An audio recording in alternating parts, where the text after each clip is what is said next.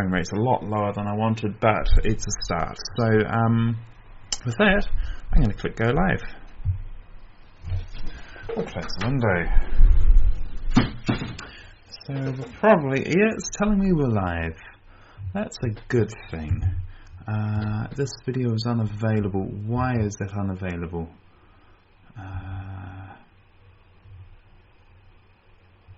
See if I head to live broadcast. I don't know why that's unavailable. I am theoretically live at the moment, but I can't see my own broadcast. Let's see if I can fix that. So apologies for all of this. The preview is working absolutely fine, and then it's telling me that it can't work, and I don't want to be just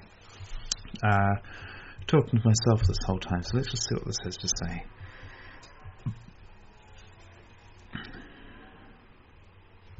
Because this might not actually be working. It's still saying unavailable.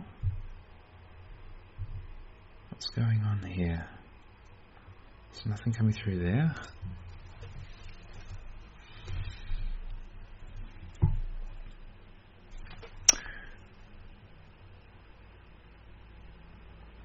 This is not very professional.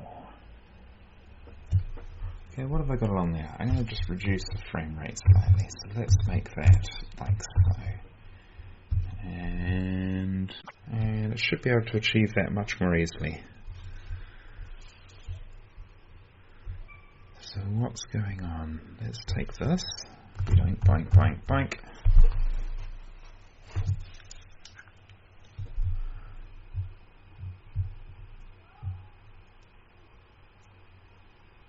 Ha! Okay, so it has been live all this time. YouTube has been lying to me.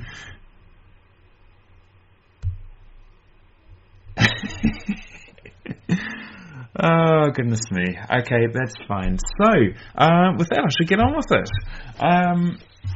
What I am working on today is I have these two projectors here. The backstory is many years ago I bought 4 of these, and then I stuck them all up in my room, facing up to the ceiling. I'm now going to mute myself. Let's just mute myself there. Beautiful. It's very hard to talk when you can hear yourself coming through. Cool. So I bought 4 of these, and I had them all poking up, facing to the ceiling in my bedroom, and I created one big desktop that was 2560 by 1440. That screen was absolutely huge, and it looked amazing. When you were watching a movie where there was quite a lot of smooth motion, it looked absolutely amazing. Anyway, later on, it wasn't very practical to operate the computer like that. So what I ended up doing was going for a more traditional orientation. So I had them all going up against the wall instead. And if you have a look at some of my videos from around about, I think it's 2014 or so, you'll see I've got quite a few videos where I'm going up against the wall there. And so once again, massive screen on the wall, really cool. The setup I have right now, actually let's just show you that. So the setup I have right now, I will do another video about this properly later on, but I have a projector there, and I have a projector there, goes up against that wall, and that is my main screen. That works pretty well. Let's just get the space in the right way again. That works pretty well.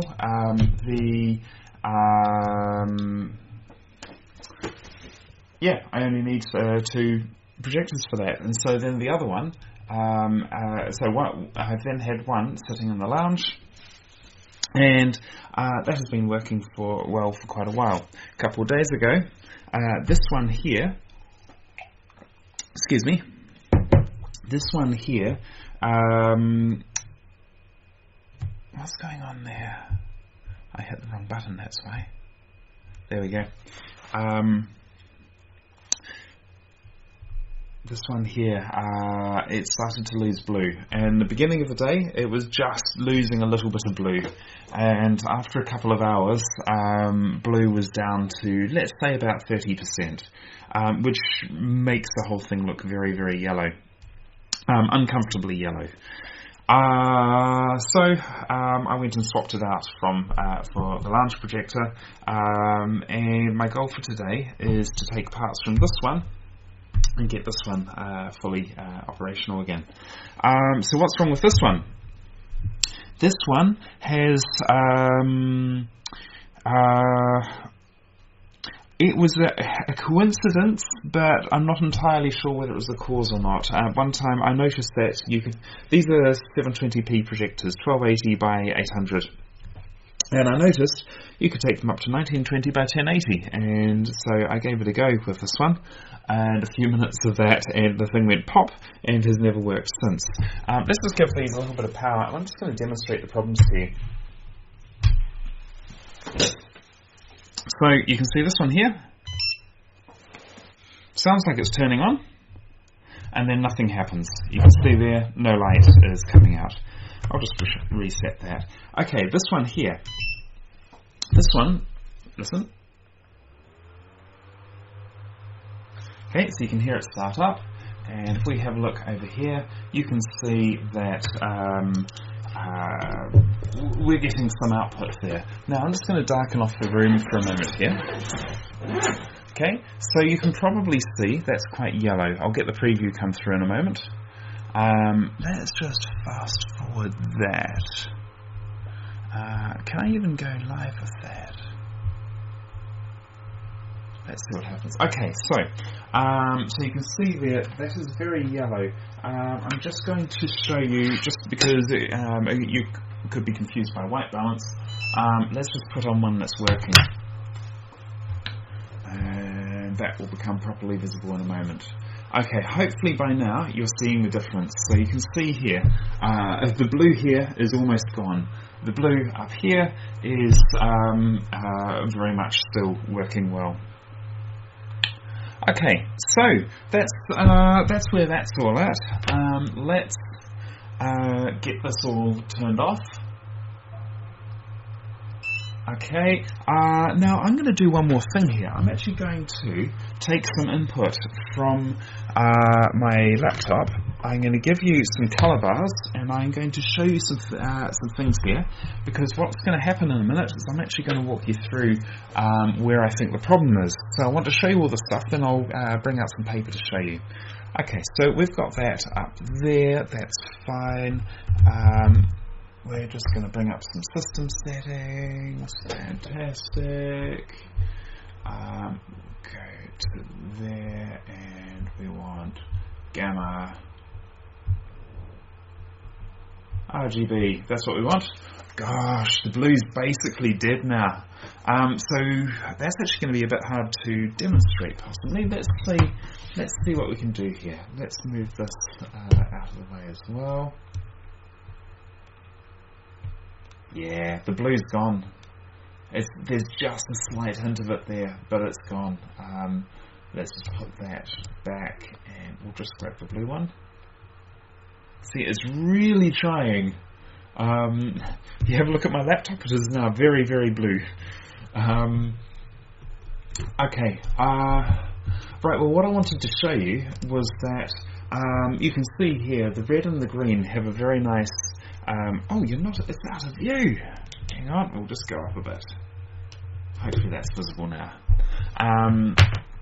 It'll come into view in a moment on my laptop.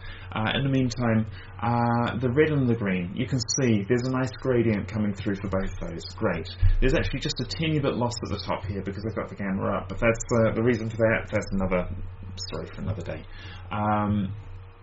Here. Yesterday it was still working up to about here. That's why I was saying about 20-30% or so.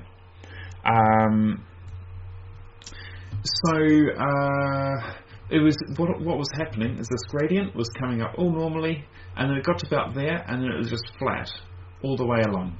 So that's going to be relevant when we start talking about what's actually wrong with the thing. Cool. So, just give me a moment here. I'm just going to get the whole. I'm going to get the camera back into a good position. How did I do this?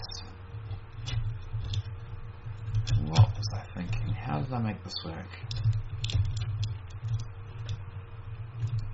I don't know how I did this. It made sense before. I'm almost there.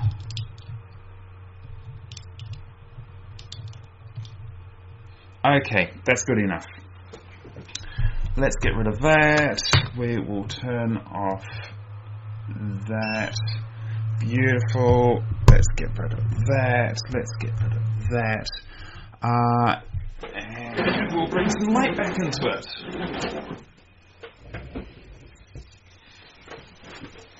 Beautiful. Okay, let's have a look at where the problem is. We'll just make sure this is probably not going to be in view to begin with, but as soon as the preview comes up, I will fix that. I want a ruler.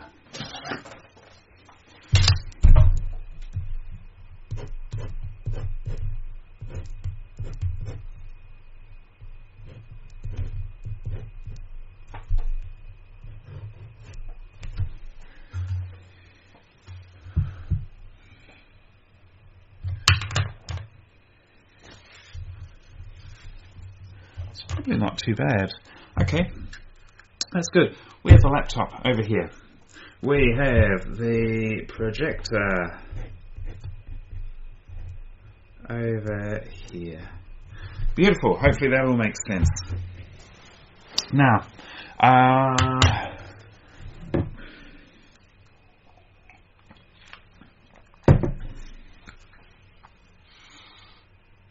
I'm actually going to change the illustration of this a little bit. So we're going to bring a little line across there. We're going to bring a little line across here. Okay, so the relevance of that.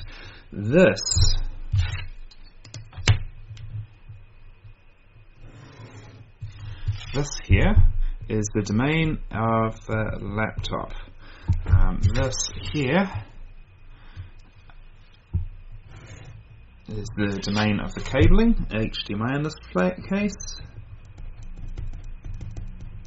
I'm writing in capitals because there's the highest chance of you being able to read it. This is the domain of the projector. And look, I've just stuffed up my writing. Beautiful. Okay, so we have the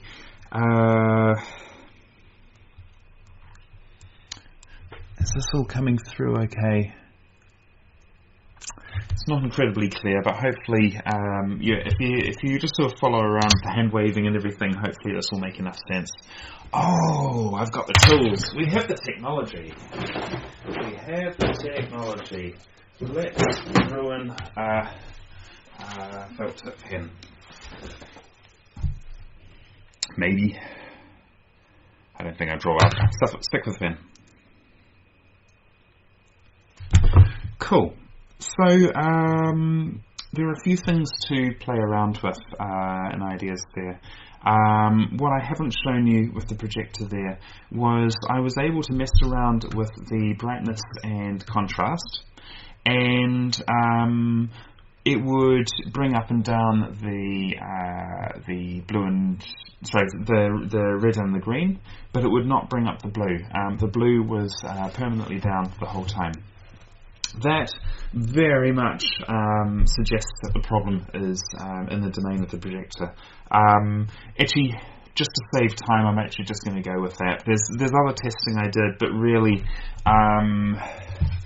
that by itself was really enough to say, hey, that's probably where we need to focus.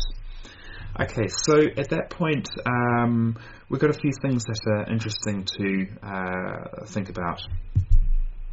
We have the signal coming in. Okay,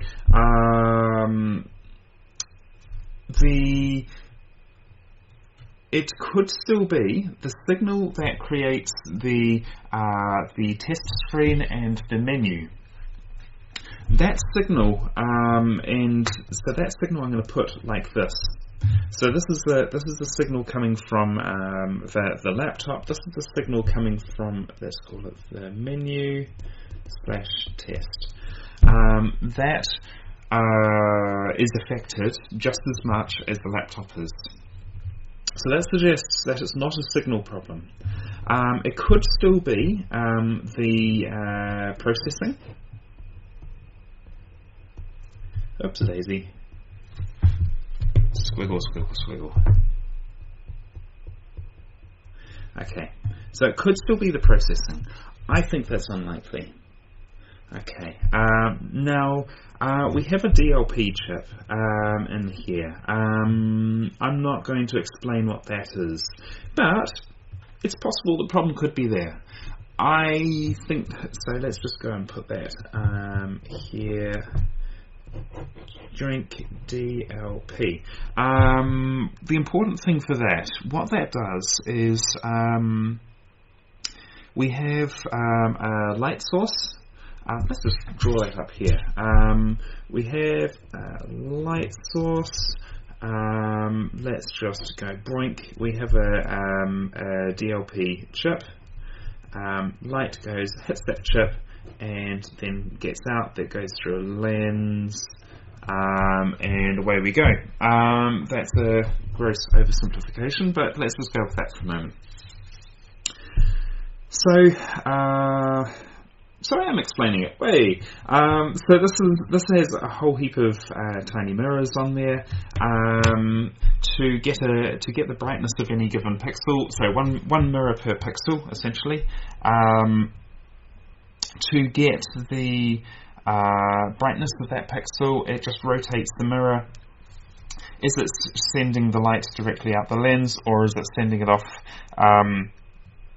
Let's assume to be absorbed by some black wall, but there may be some other clever reclamation stuff going on, I'm not sure. So that would give us a black and white image. What you then do is, in a traditional DLP projector, you would have a spinning, I don't know what, carousel, I think they call it, and they basically have segments on there, and each one of those segments is a different colour. So the light shines through that segment. Hey, you get your colour coming out. Well, hey, that's all good. With these LED projectors, you can actually get away without that, which is why these are so much quieter than the traditional DLP projectors, because they instead of having this carousel going around, filtering out everything except for what we actually need, with the LED projectors, you only send the colour that you actually want. So we have a red, we have a green, we have a blue, and we only send out what we actually need. So therefore there's no filtering out, and the brightness that comes out of that, we're basically using everything, so the whole thing's a whole lot more efficient. Give me one moment. I'm not muted.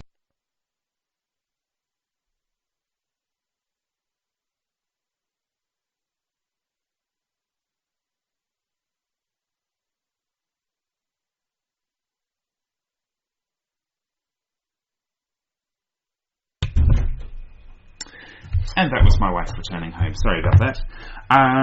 Yeah, so with the LED, we have the three different colours there, and we're using everything we're sending out. Yeah, it's much more efficient. You get much more out of the amount of lumens that the light source has. Now, what does marketing do with that? I don't know, because it wouldn't surprise me if they go, well, hey, it's equivalent of, and so then they market them towards that. Yeah, the reality is that that's how it works. Now, what does that mean for the chip? If we shine a red and a green and a blue in a sequence, that means that the chip has to change state. It has to show the red picture, then the green picture, then the blue picture, one after the other. if there was something wrong with the chip and it wasn't able to display blue, we wouldn't be getting any of the colours because it wouldn't be able to display any of them. As far as it's concerned, it's just sending a sequence of black and white pictures. I'm sure there's some fancy hacks and optimizations that they do, but yeah, it's the problem's very unlikely to be there. Okay, so at that point, we've just excluded that. We've excluded the DLP chip. We've excluded the processor. We've excluded the processing of the image. We've excluded the signal sources. So then that brings us down to the light source. Okay, so the light source, what is that? That is, let's just say it's got a bank of LEDs, and they will almost certainly look nothing like this. But let's just say that they do. Ooh, hang on, I can use props.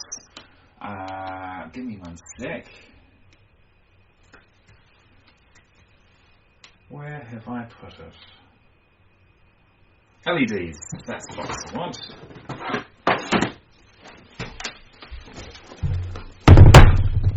That would have come through very loudly. Let's grab one of those. Let's grab one of those. And, oh yeah, let's grab one of those. Cool. I'm very interested to see what this is going to look like inside, because this is what I was speculating it probably wouldn't look like. I suspect it's going to be something more similar to, where is it? Here we go, some more props.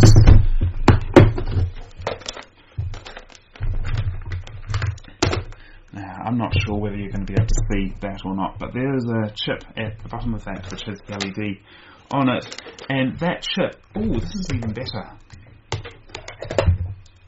This is actually about the same sort of brightness as of those projectors as well. So here you can see here are some LED panels, and these are significantly more powerful than these. You could probably add a few zeros to the difference in brightness between them. But in any case, the key thing is that we've got a light source. We'll have a bank of red ones, we'll have a bank of green ones, we'll have a bank of blue ones, and they will almost certainly be intermingled, so it'll do something like GB, something like that. They'll be intermingled in some way that they are nice. You don't get too much separation of colour. If they had something like this, if we had GB,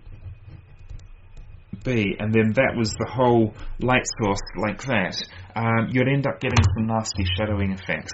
Maybe they do that and they use optics to blur them all together and all that type of stuff. I don't know, but it would be much easier if they did something like that. And with the way that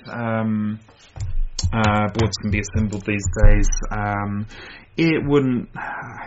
I would be most surprised to see something like that. I think that's much more likely. So what's interesting about that? If there's a couple of different ways in which this could fail. If it was laid out like this, we could say, hey, maybe something's burnt out, or maybe something's cracked over here, and everything to the right of this point here is having trouble getting enough power, and so it is it's going dim because of that. it could be that, hey, these have been driven too bright for too long, and so they've burnt out, and so they've gone dim for that reason. One moment.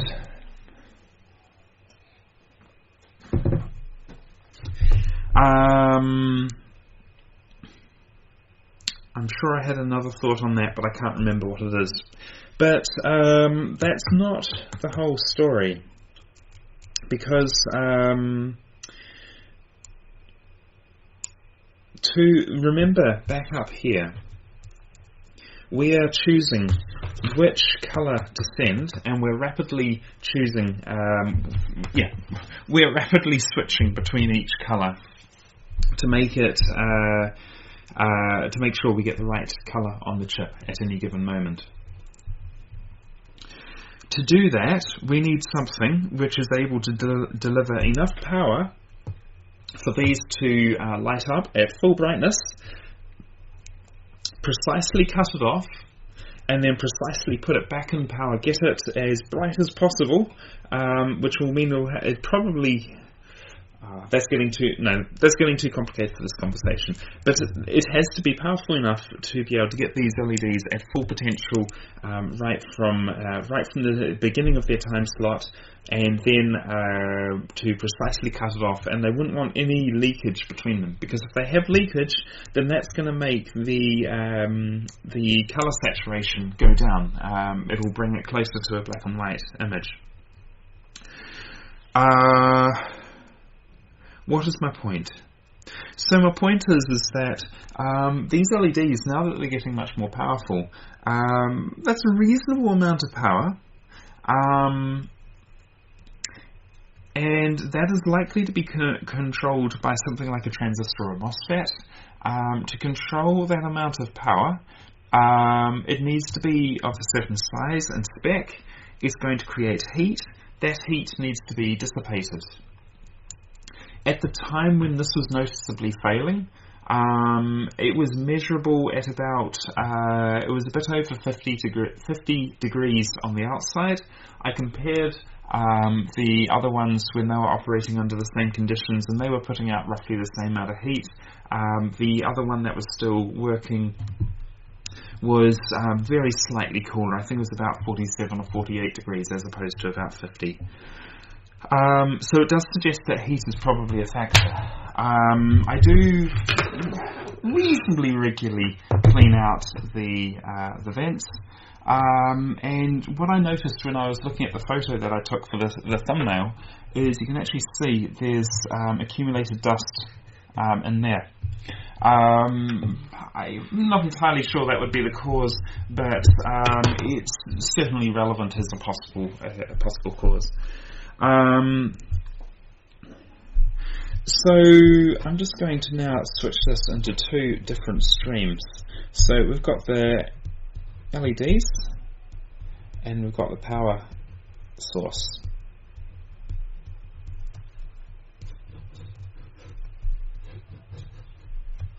So that power source, what it's going to look like is probably something very much like this, where we have a bank of transistors or MOSFETs which are controlling red, a bank controlling G, and a bank controlling B.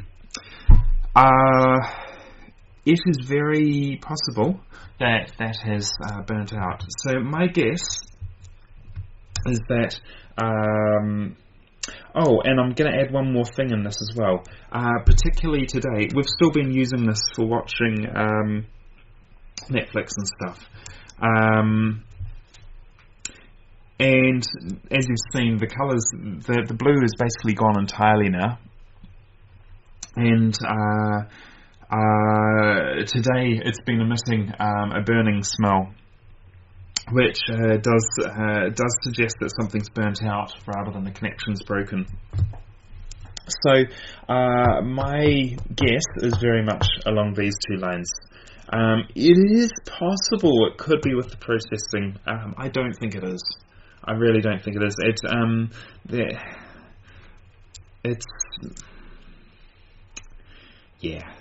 It's possible. I don't think it is. With that, I am going to put a minion in your face for a moment, and I will be back in just a moment.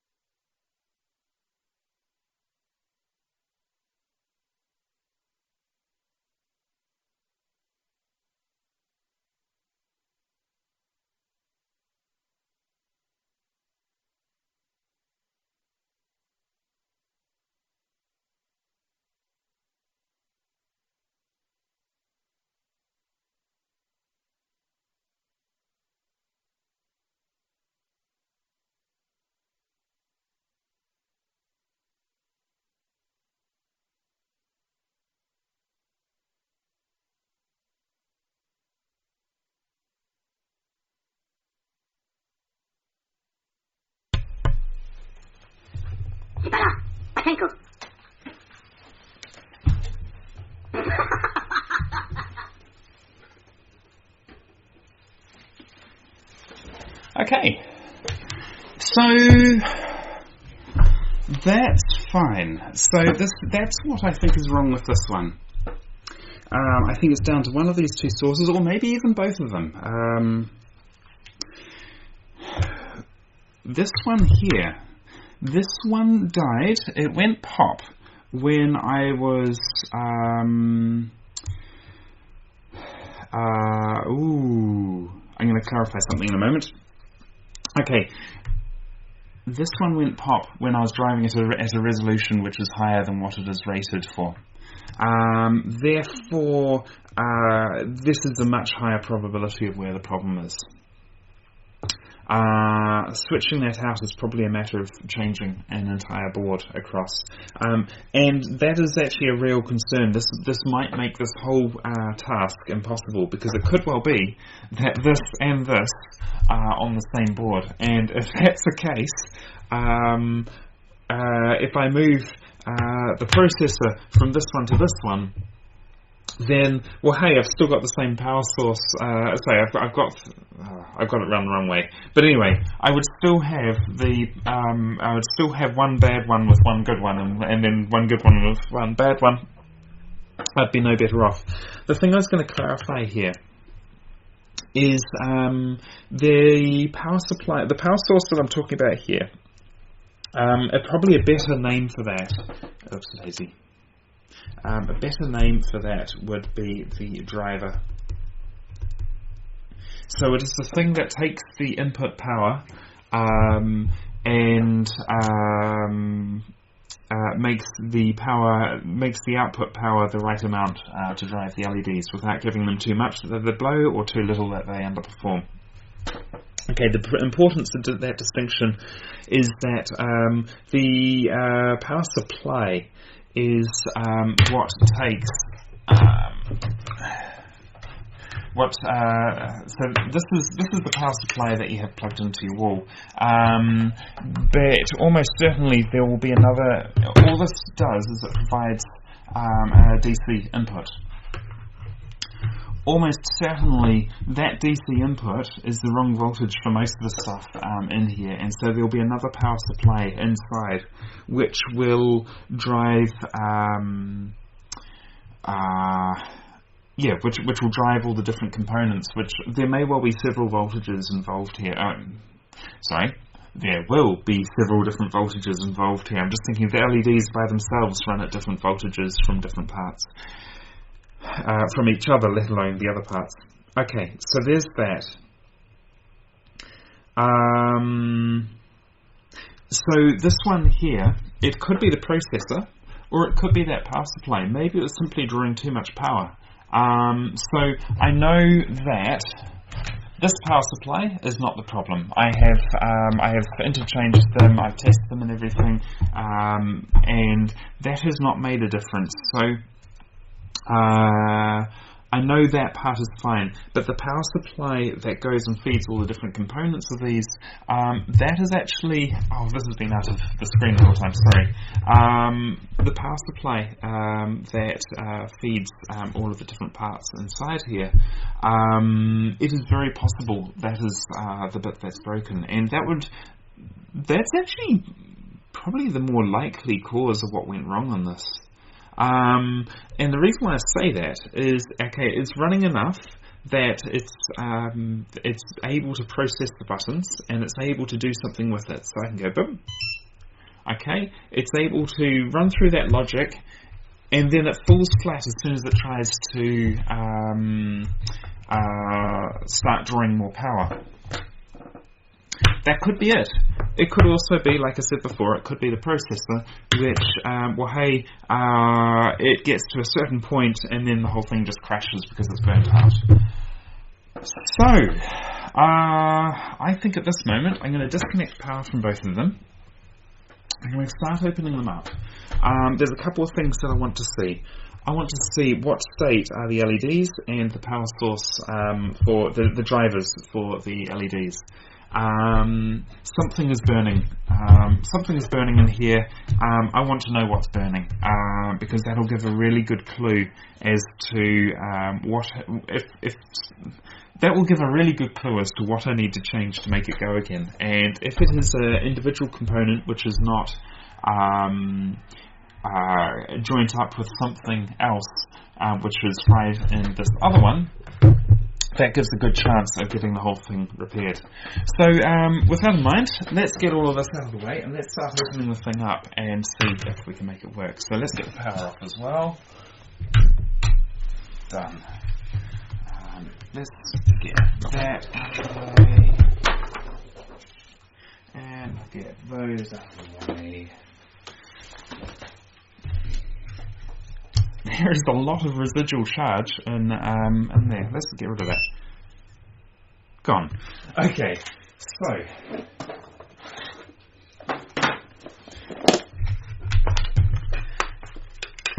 at this moment we have some Phillips, and I'm actually going to use this little thing, and I want one of those.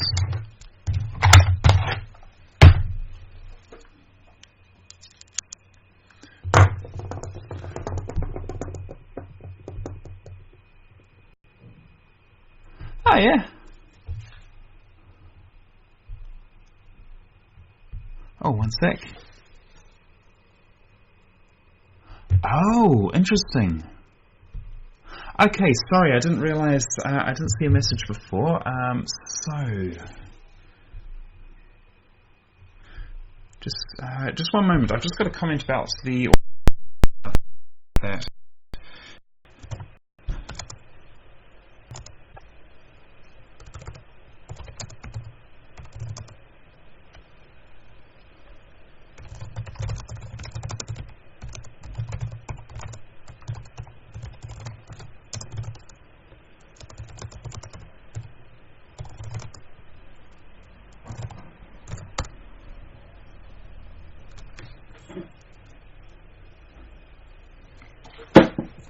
While I'm waiting for a reply, I'm just going to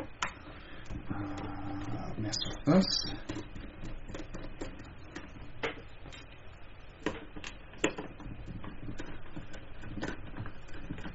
I just put my finger on the lens. That probably doesn't matter so much right at this moment. Let's stick those over there. Now my memory of this is that this case is a real sod to get off. Okay, once I got these out, I'm just going to have a quick look at the code and see if I can raise the bit rate on the audio. Okay, I'll come back to that in just a moment.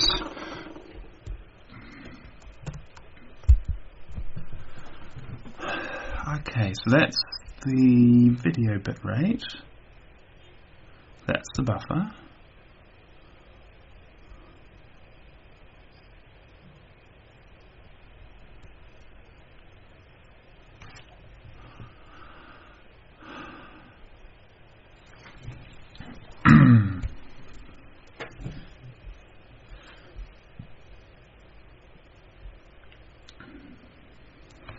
If you can,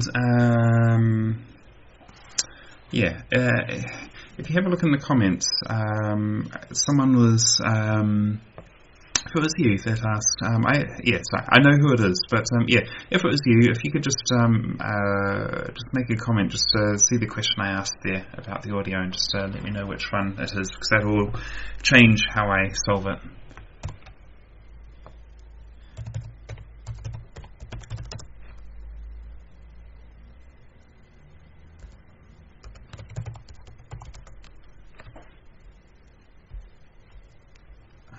That is probably what I want. Okay, just while I solve this, I'm just going to clear the air in here because it's quite hot.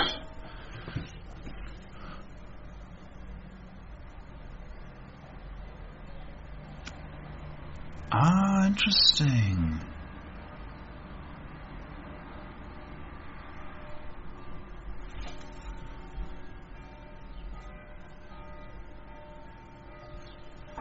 Okay, what is it set to?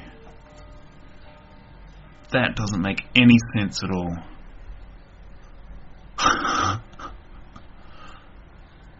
What does that mean? Oh my goodness!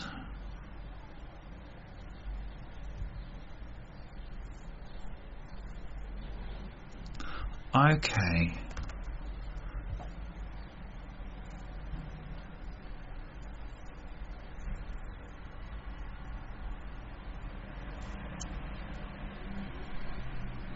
Aha.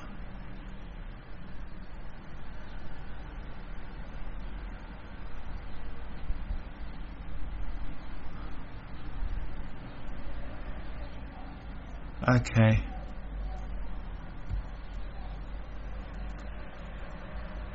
Fine, so I should be able to do this. Minus A. And if I go, I reckon about there, let's try that. Cool, so give me one moment here. I'm going to restart the stream, so everything should stay the same for you, but I'm just going to restart that thing on my side.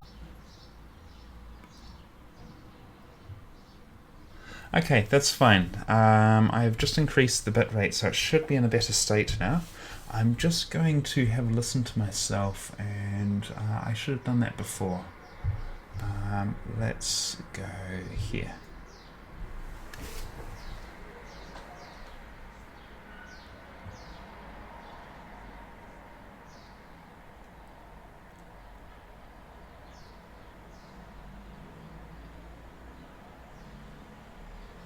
Okay, so that sounds absolutely fine to me now. So I'm going to mute that again, so then I don't hear myself.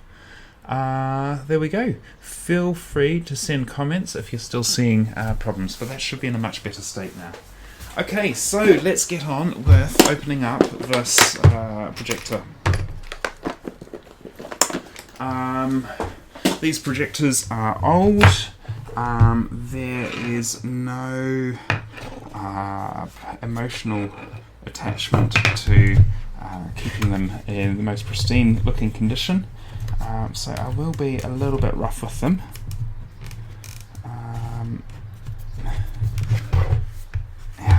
these being a real sod to get into.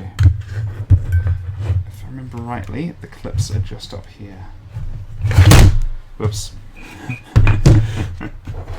I'm glad these aren't the old fragile things they used to be. There we go. There'll be another one just there.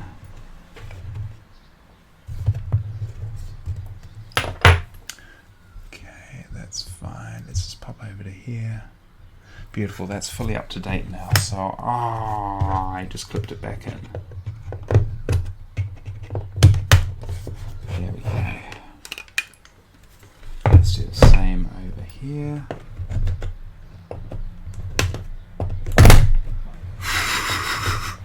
Let's just send a screwdriver down inside past all the electronics. There we go. Okay.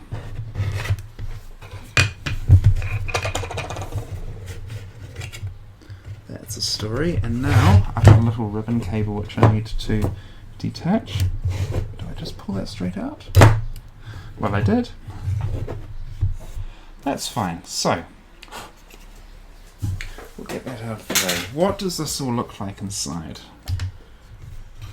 Those fans could certainly do with a clean. I will clean those out properly soon. Okay, heat sinks, how are they doing? Oh, I see. Okay, that's interesting. So with that in mind, what's happening here? I think this is... yeah, this... okay, right, so...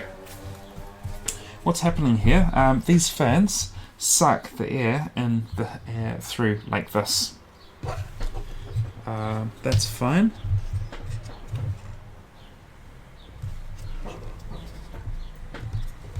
Is that fully... yeah, that's fully detachable. How do I get the rest of it off?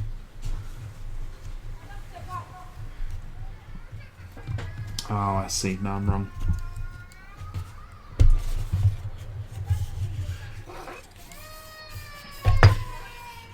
Can't feel any screws under that.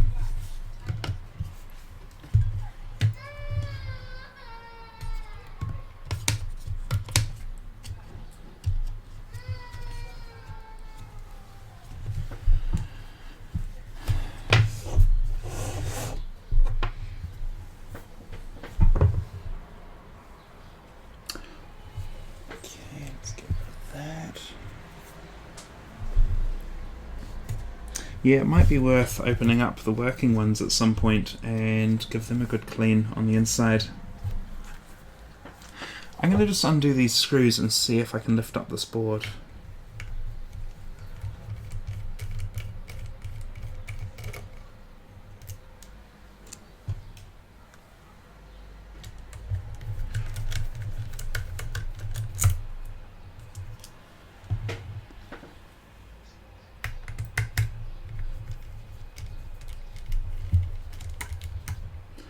Okay, so for reference, oh, I know what I'm going to do. This is going into a new window. New tab. And we'll make that a bit smaller, so it's out of the way, that's fine. This over here. That there.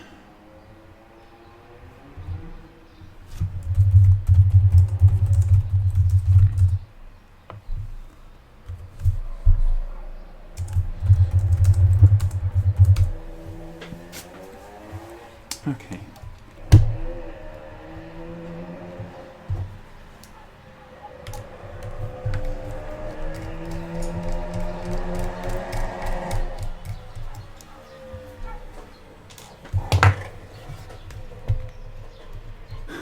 What's holding this in?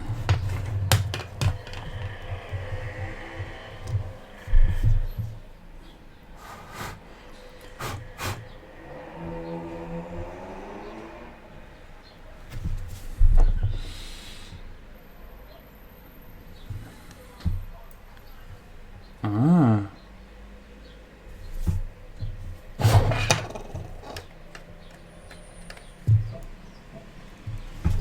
Okay, let's get one of these off so at least I'm not dangling both of them around.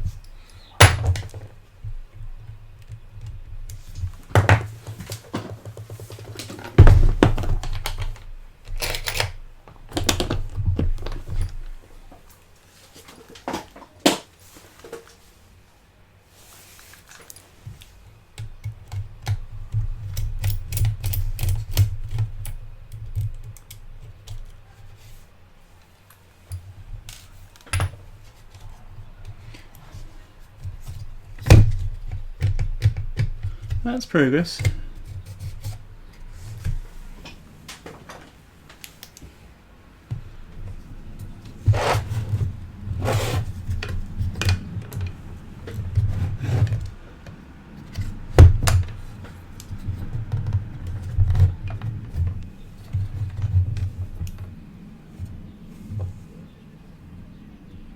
Surely that's not metal, is it?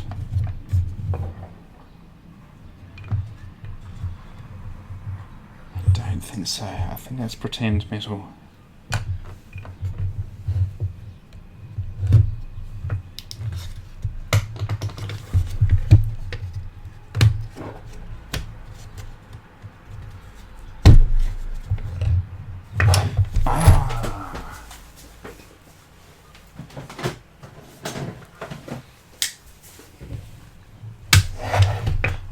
I have a tool for these, but it is utterly stuffed. I think it was a cheapie at the time.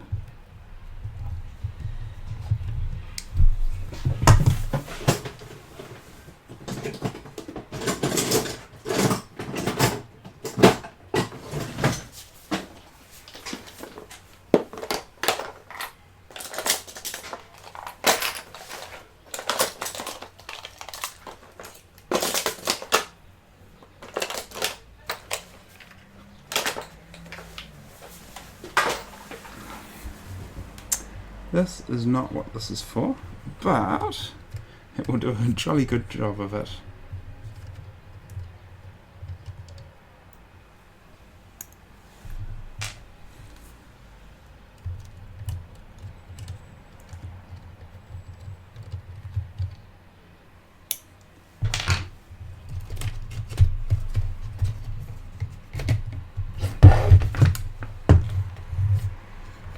That's progress.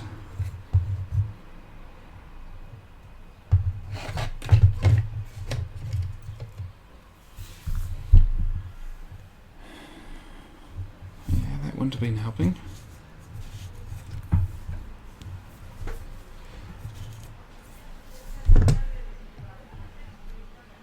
That's quite clever. I'm just looking at this here. They want the air to go out here and not circulate around in here, so they've put this bit of foam here just to block up these fins. I'm pretty sure that's why they're doing that.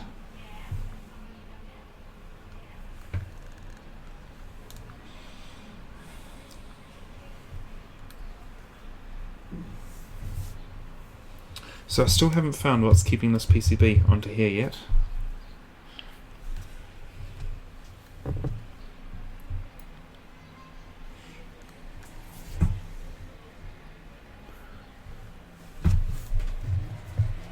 I got a screw under here?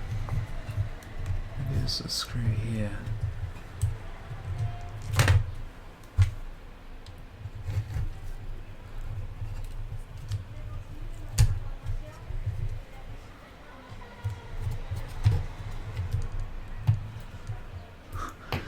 This tape reminds me of being a kid and doing things like coming off my bike and the level of injury would be reflected in the how heavy duty the plaster was. Infrared. Cool.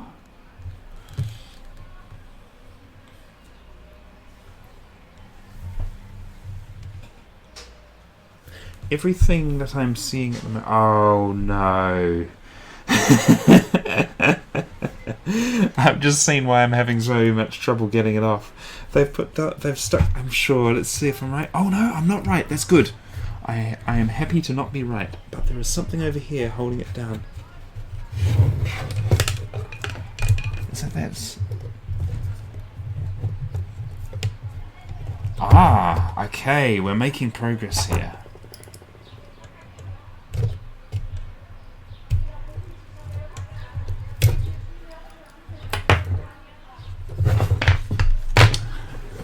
There's a bit of tape there to prevent accidental disassembly. There we go. I think I have to undo this little fella now.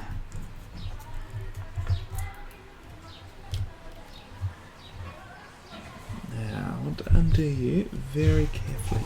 Oh, now that is a very interesting cable. It's four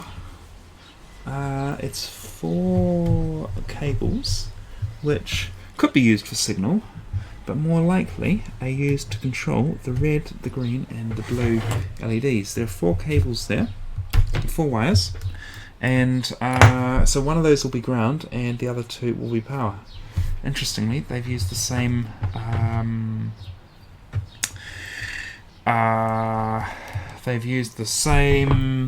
colour for all 4. I guess it's probably aesthetics or cost. There we go. This is progress. This is definitely progress. Oh! No, I'm wrong. I'm right about what they're for, but I'm wrong about the logic. Cool, I will come to that in a moment.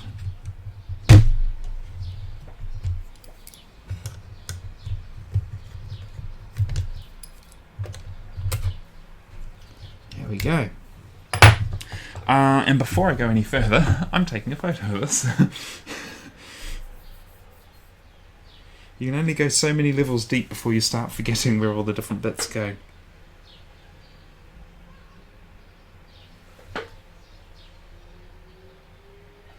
Beautiful.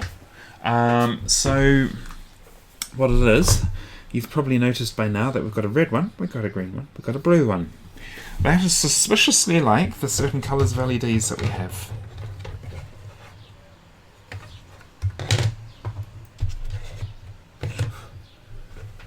They've even coloured the PCBs to coordinate. Oh my goodness. Interesting. Okay. I think... which way do I want to go with this? I think this one I'm going to put onto here.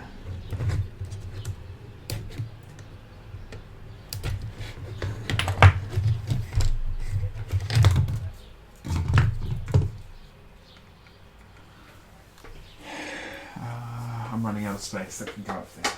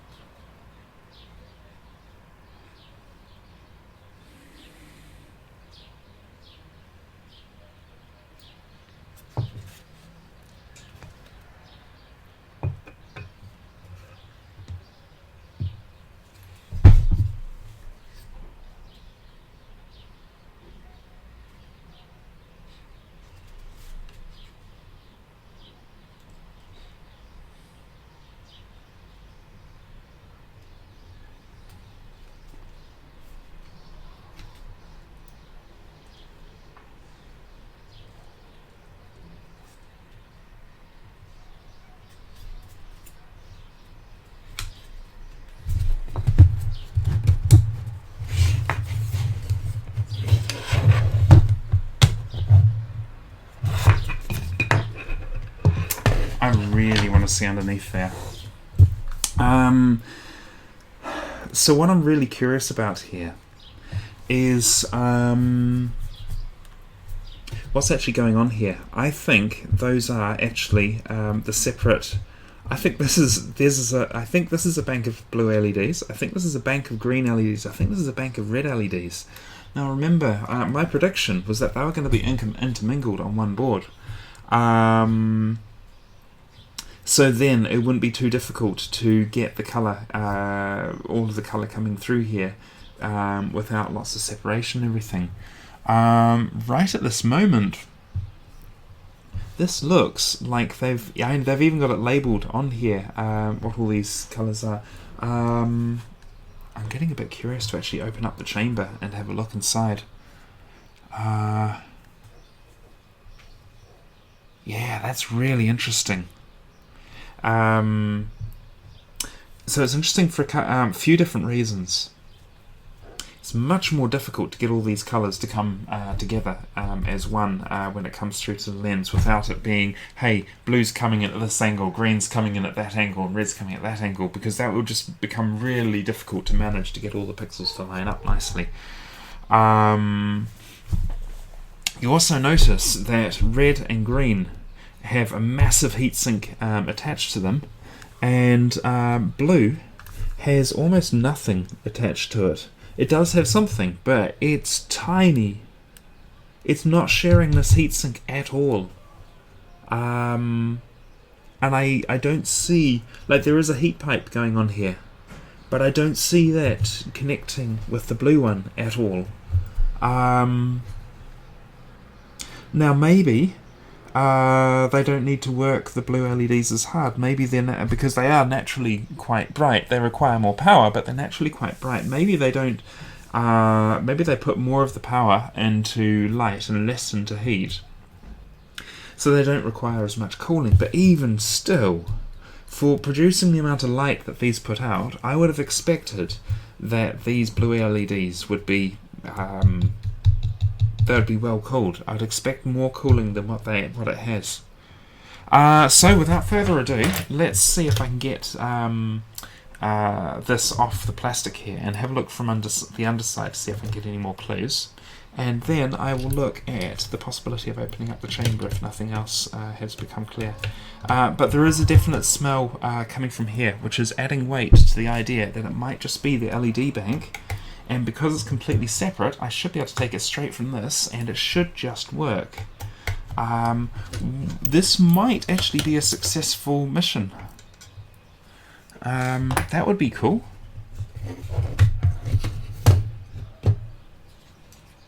Oh, look at this.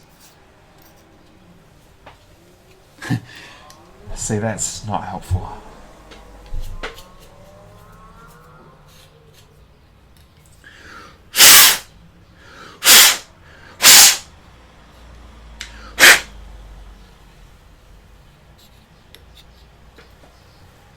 Oh, I see.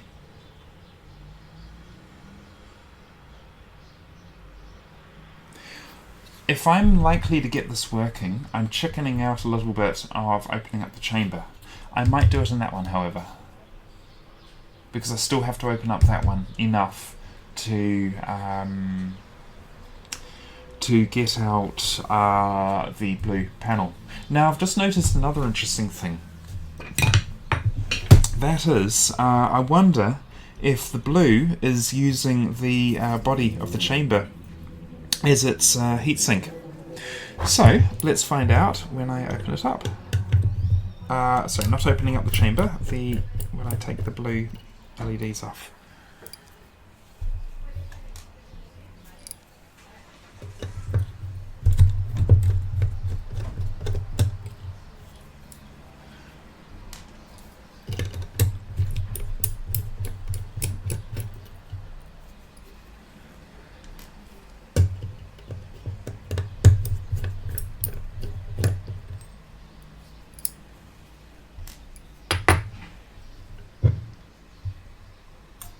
Oh, I see. Okay, I'm going to have to repaste that when I'm done.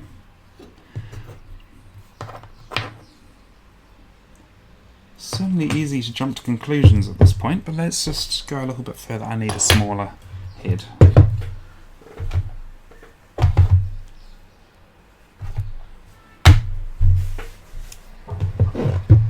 Very easy to jump to conclusions.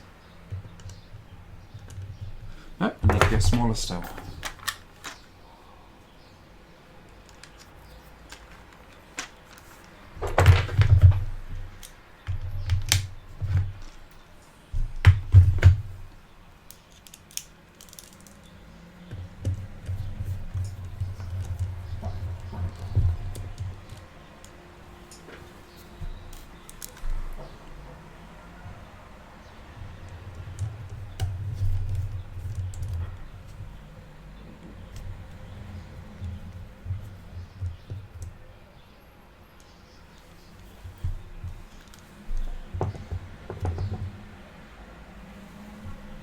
Wow. Okay, before I go any further,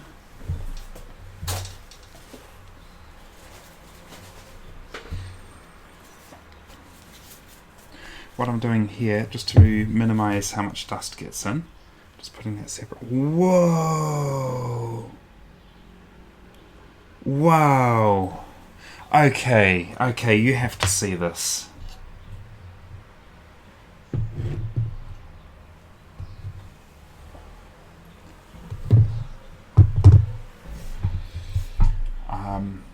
I'm going to give you something to compare against.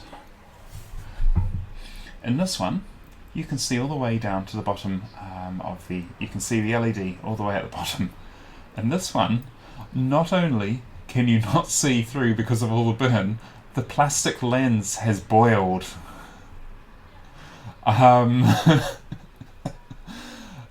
That is much more spectacular than I was expecting. Yeah, the plastic has boiled and the lens is cracked. Cool. This is looking quite fixable. So I am going to take the blue LEDs from this one.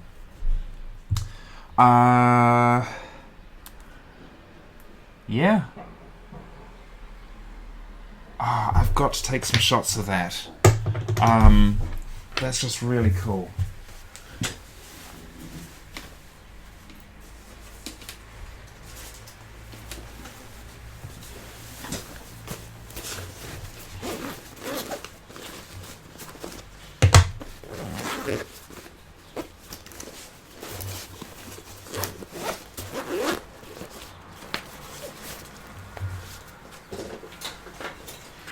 Now the other interesting thing is that there is a model number right there. Potentially I could look this up online and that might get me the LED module. So if I need to replace any more of these in the future, that could be a good way to go. Alternatively, there may be a similar etching on this somewhere. I can't see any sign of it on the underside. Oh wow! I'm blown away by this. I really didn't expect it to be such a visual failure. That's fine. So.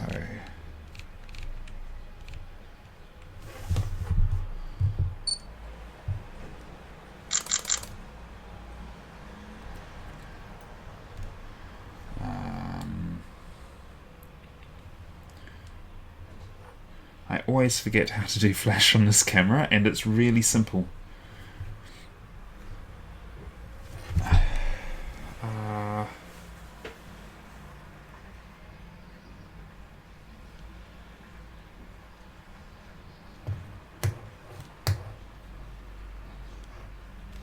That was it.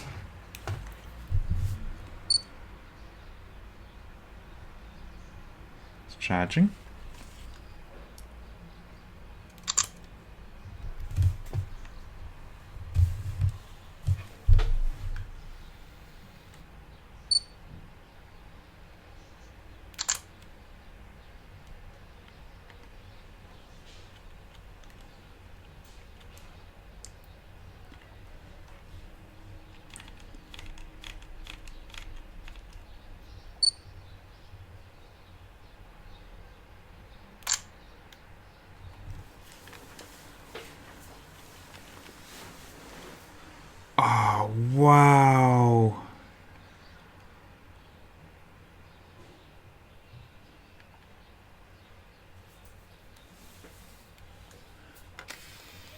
This is just one of those moments when it's just, yeah, I don't know how to describe it. It's just a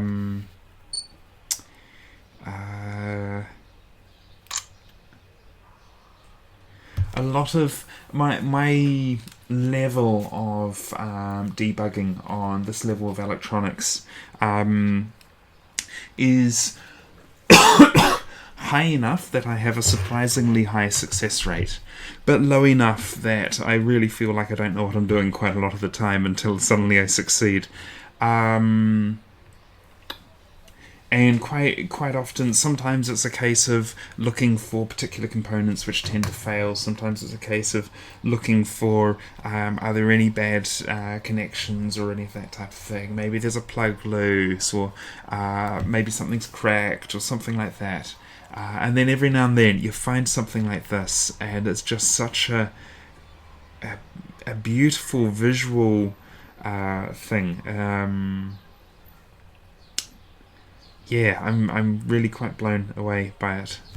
I'm just trying to get a particular shot here.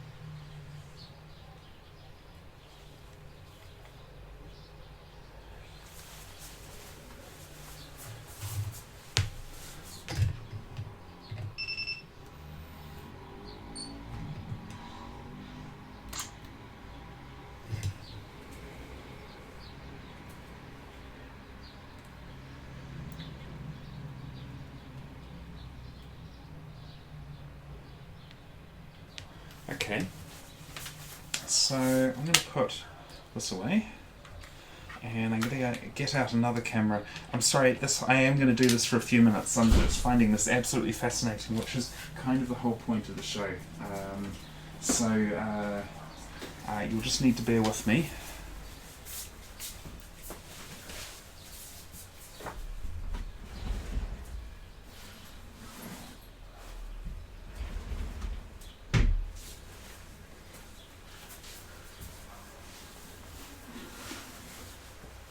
Actually have another camera I'm probably going to bring out in a moment, which can do really extreme close-up shots, and that could be really interesting with this.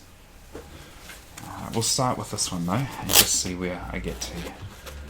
What time is it? 7:30. Goodness me, I'll have to finish up in a little while, but let's get this done.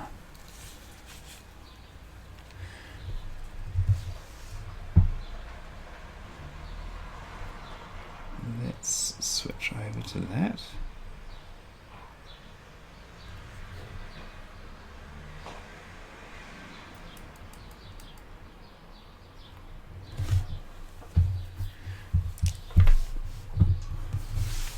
How can I do that?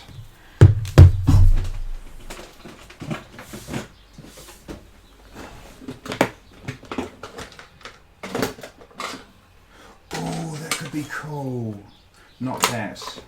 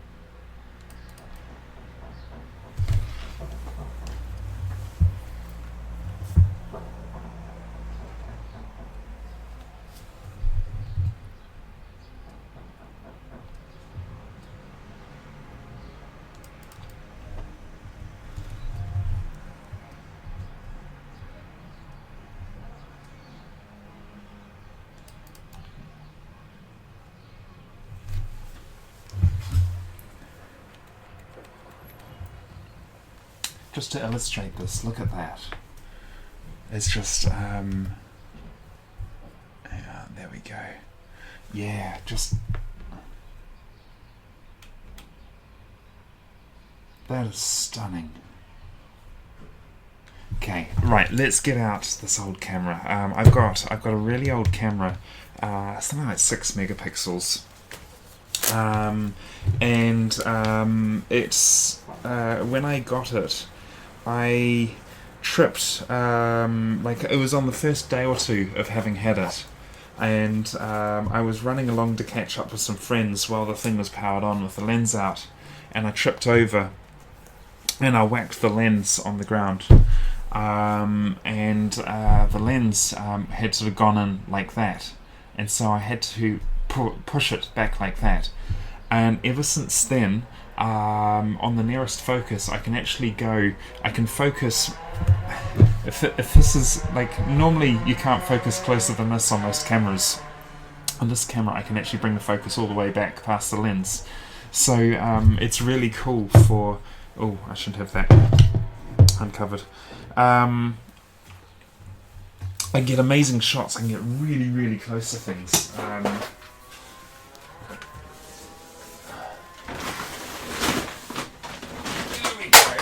I have not used this camera for a while. It will take a few moments for me to get all the bits and pieces together and working. Okay, that's fine. I am making a mess. Yeah, now I'm getting in the right direction. That's not it.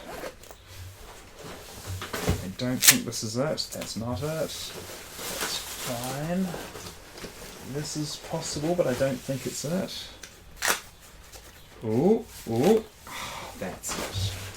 That is the camera. This. What is it? 6 times optical zoom, 6 megapixels. This here, I also had it with me when I was doing inline skating. I fell over, I landed on the camera, and then the battery compartment, the screen, all sorts of different bits on it were broken. I had accident cover for it. So that's a really long story by itself. But I ended up taking this to get repaired, and eventually got it repaired. But it was a real challenging thing getting them to do it. So I got it back, and the sensor under here was triggering, and so it thought that the battery compartment was open even when it wasn't, and it was supplying enough power. And so the camera, you would turn it on and then it would shut back off again because the sensor was tripping. So I ended up opening this up and disabling the sensor. I just I can't remember whether I shorted it or disconnected it, but whatever way it was, I sorted out that sensor, and so the camera has continued to work fine for many, many years since then, and it's just a matter of pulling it out in the right situation. And this is one of those situations. So, I think that's to charge. That's to charge. So let's pop over to here and let's try a couple of these. It may take me a couple of goes to get some batteries because oh no. I have recently tried. No, let's try these first. So I want negative, positive, and that needs a little encouragement. Those batteries need a charge. These batteries, I think those might be charged. Let's give them a quick look. Negative, positive.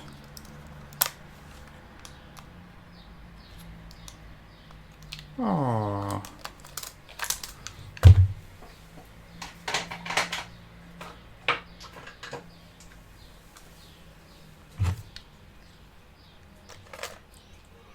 It would be so sad if this camera doesn't go anymore.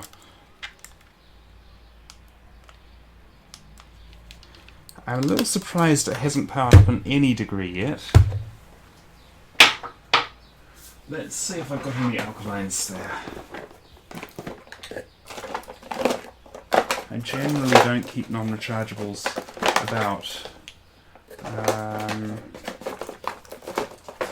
Okay. I will try a few more pairs, and I may end up giving up on this for now.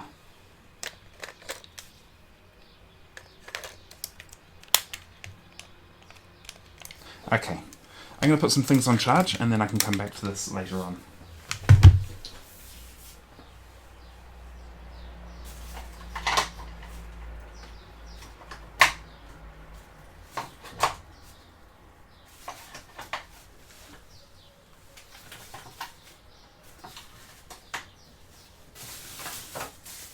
Oh, what are these? I'll try those in a moment.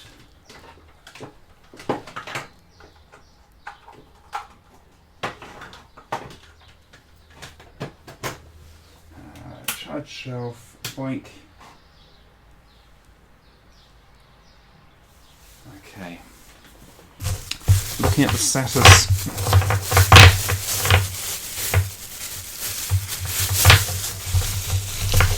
Looking at the status of a couple of those batteries, I think it might be the camera that's having trouble, which is a shame.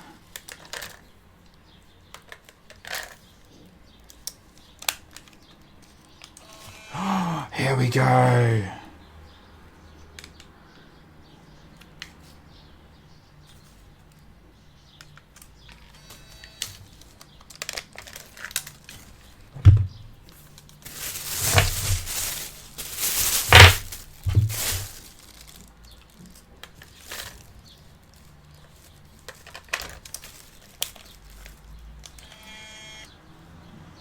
Here we go.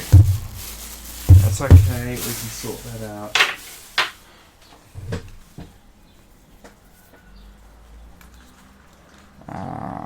That's fine.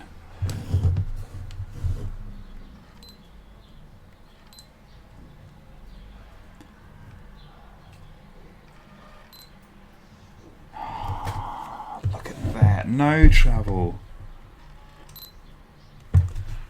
No trouble at all.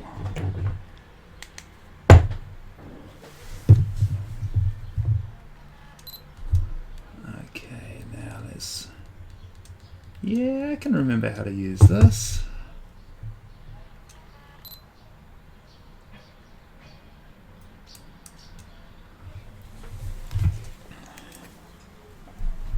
Oh, go away. There we go. Just look at how close that is, and I'm not even as close as it can go. Let's see how.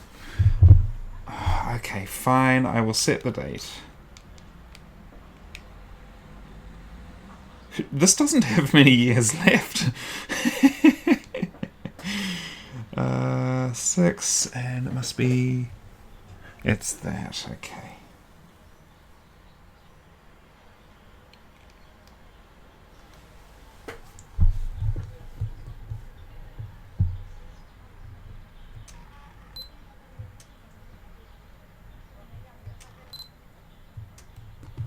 Let's just come here and we're going to go. Right, that's fine.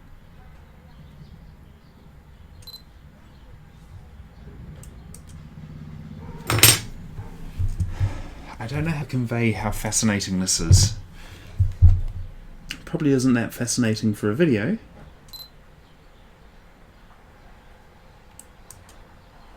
But for me, just here in the focus, I'm moving the camera to look at different parts in there in the LED.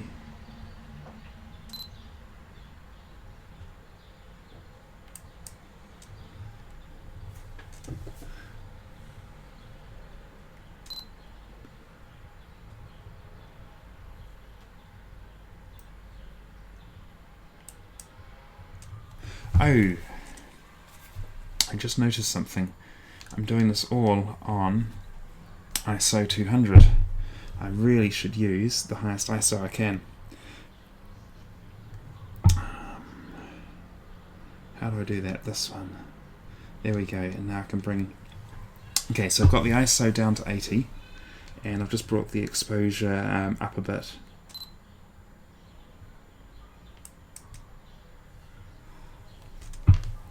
There we go. It's just going to, especially at 6 megapixels, it's just going to make the results more usable.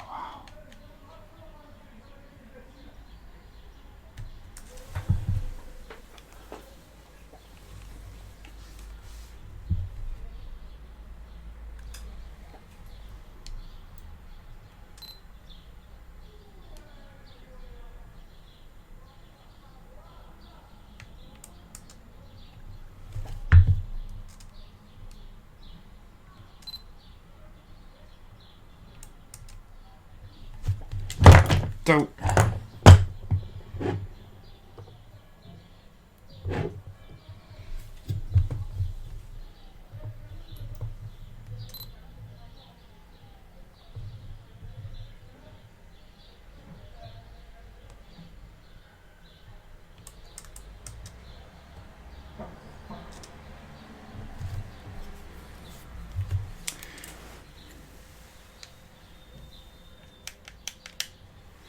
yeah, and look at this. So what you can see here, if we zoom out, actually I'll see if I can get a better shot of that. But anyway, what you can see in this shot, you can see the crack in the lens going across here, and just look at all these bubbles. How beautifully clear they all are. That is stunning. Okay, so let's bring this around now. I'm going to try and get that. I'm going to try and get that burn bubble. Burn bubble, burn. Disco Inferno.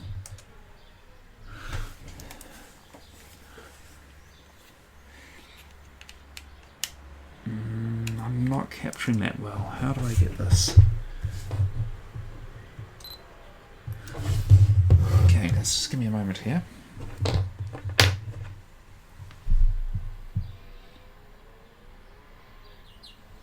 This side. Whoops.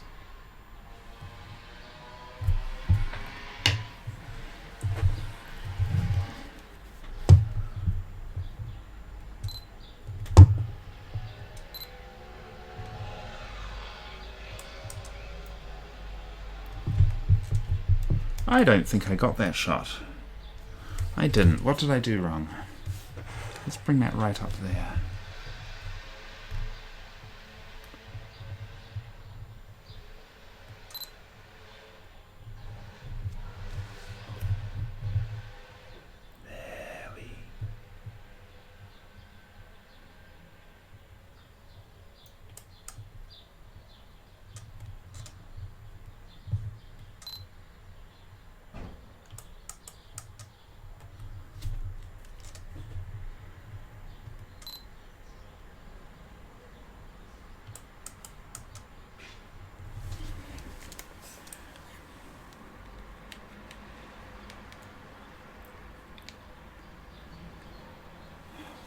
So here's something I didn't notice earlier.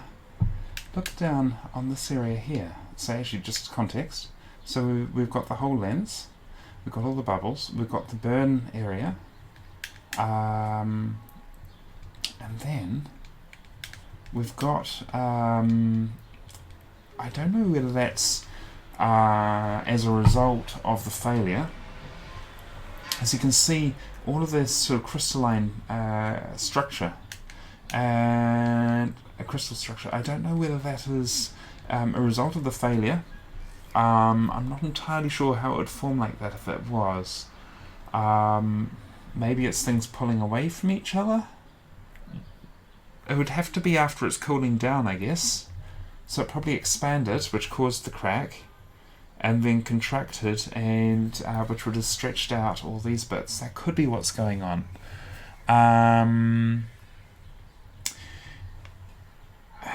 Or it could be from when the thing was first formed, and this particular spot just never made good contact. So maybe there's a couple of layers of lens there. Goodness, okay.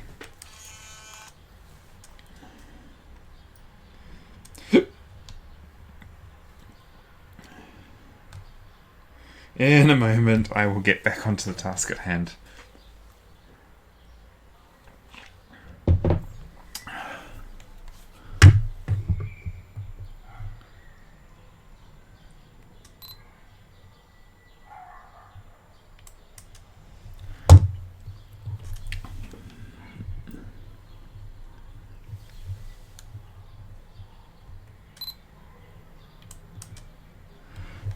I'm now going in the opposite direction with the shutter speed.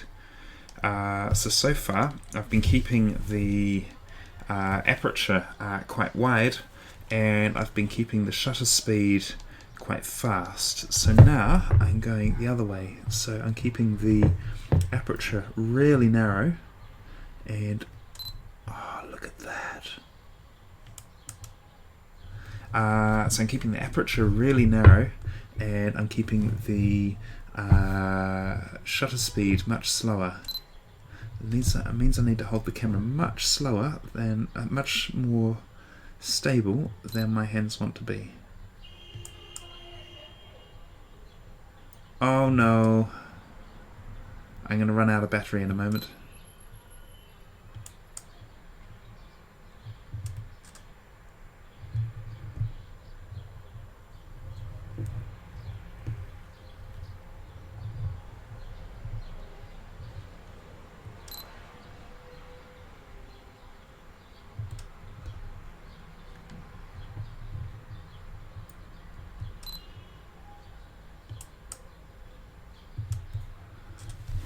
Okay, let's have a look at that.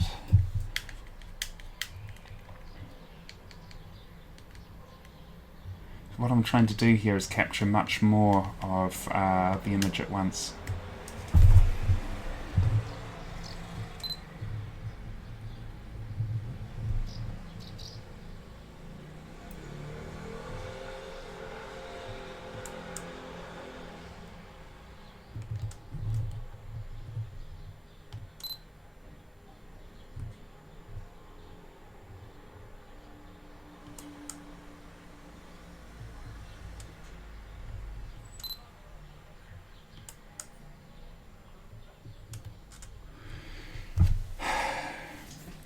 Okay, I'm running out of evening, and I'm running out of battery, so that's going to go away for now. Okay, so now I need to get the other one open.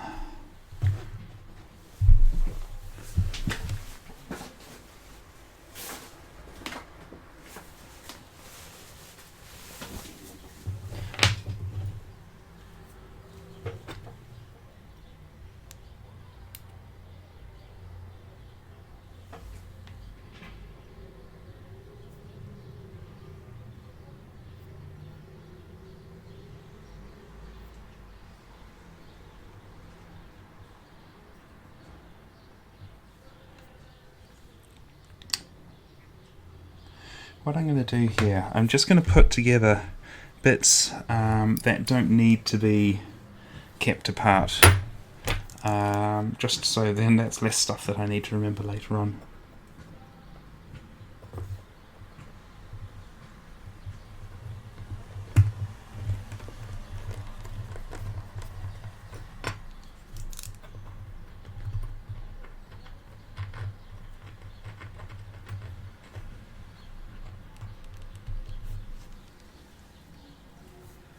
Am I wrong?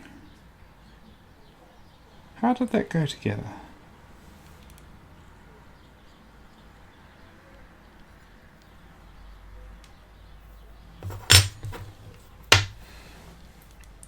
I'm not going to bother repasting this one because it's dead anyway. Am I being silly? Is that not... That might not be how it went. I remember. So this, I think, went into the... I've got that stuck now. Got it. Okay. This went into that, then that went on top of that. That's why I'm having trouble getting it to go on. Yeah, that's exactly it.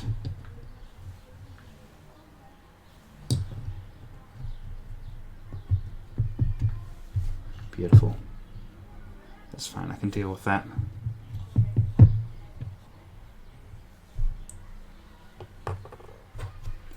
In the meantime... Well, no, there's no point doing that because I'm going to be using this again very soon. So, that goes over there. This, let's get out of the way.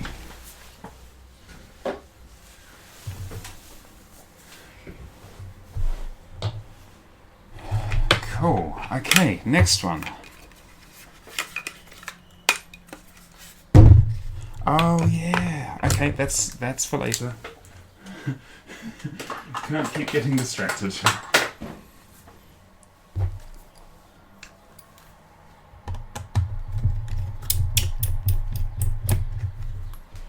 Okie dokie. I need to keep these separate.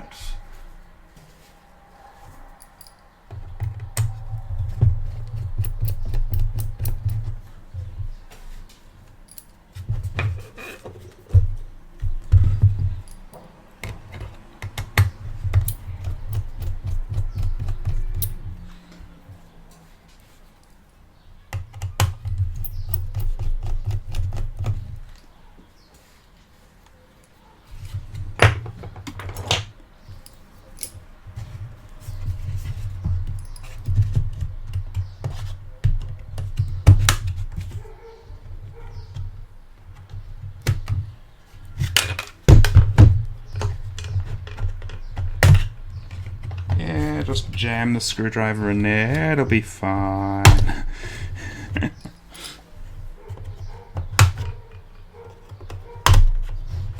That's a story.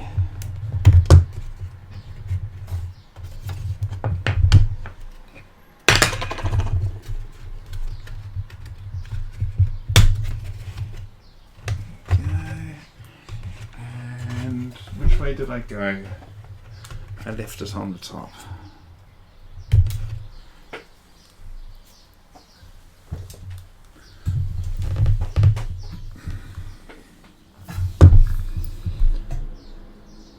So what I'm looking at the moment is whether there is a way I can do this with removing less parts, and I can't see it. Oh, interesting. No, I'm wrong. Interesting. Okay. Let's get these out of the way. And that one's going to go up there. That's fine. Okay.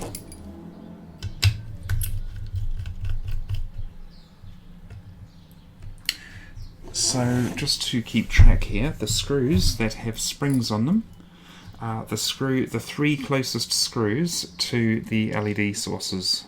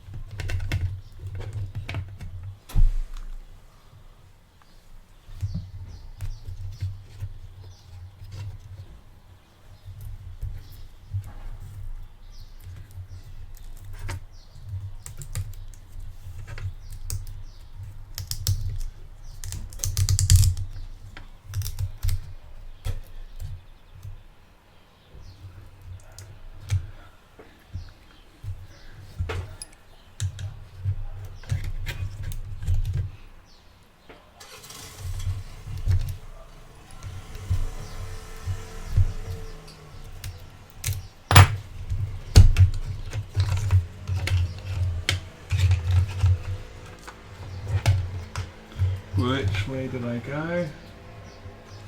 I chose to take it off that side.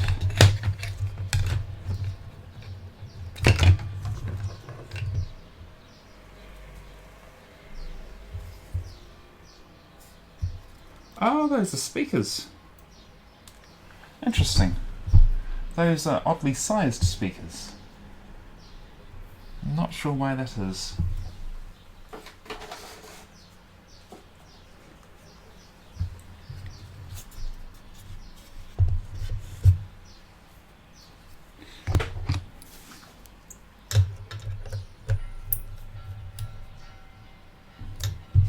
What did that come from? I think it came from... Do I have one over here?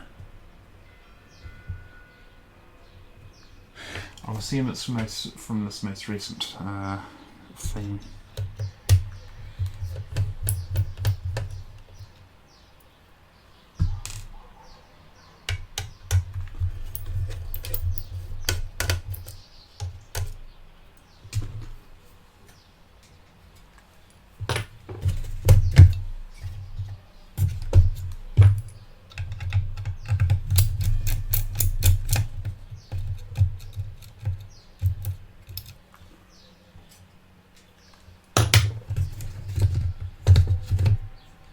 Done.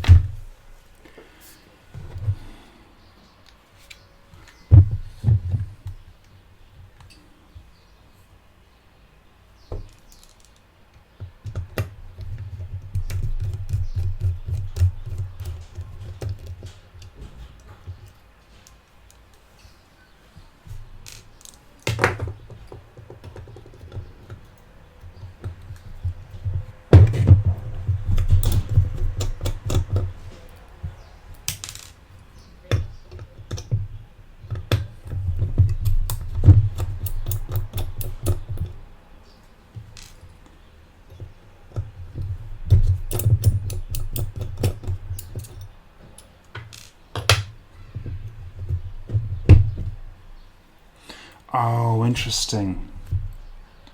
This this thermal paste felt much more. It felt much. It attached in a much more healthy way. I think that's probably what caused the failure.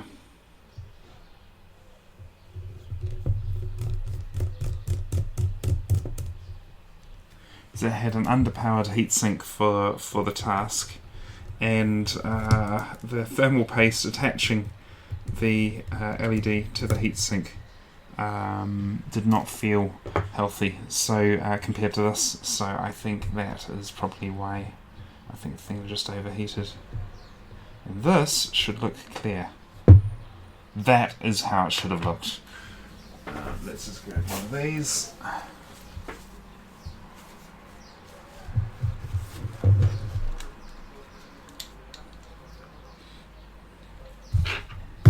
I could have actually just taken that whole unit, but in any case, and the failed one, let's put them side by side.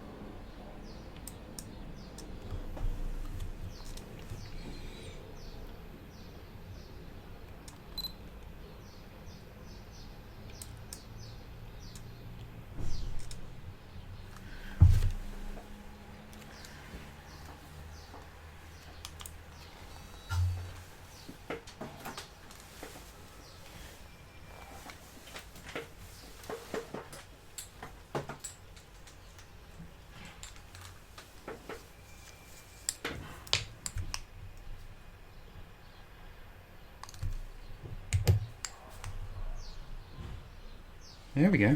That's easy.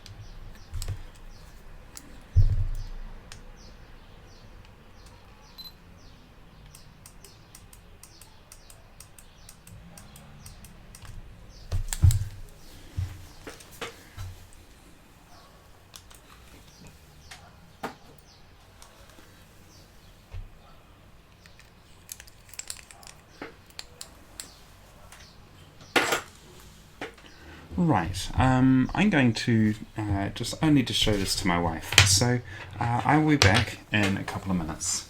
In the meantime, you're getting another minion.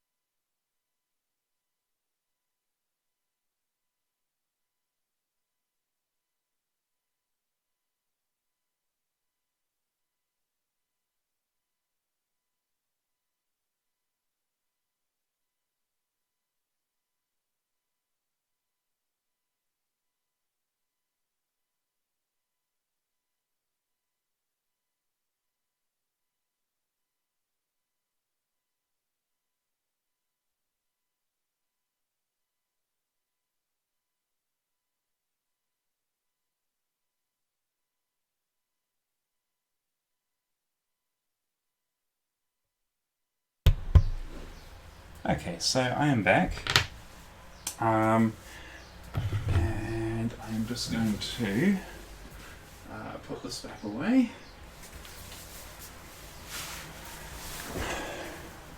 And you might have noticed me stepping over stuff to get around here. Right, so just thinking this through, I'm just going to put that out of the way as well. I'm going to start by assembling the other projector. Yeah, I'm going to start by assembling the projector that's most likely to work. Therefore, I want this housing. And I want this unit. which has a cleaner lens?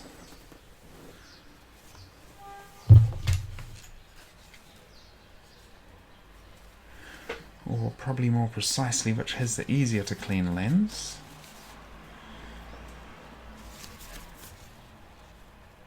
I think they're both good enough.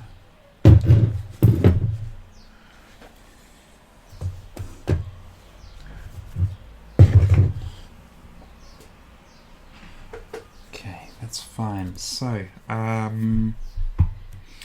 first task, let's get this back on here so we've got the whole thing sealed.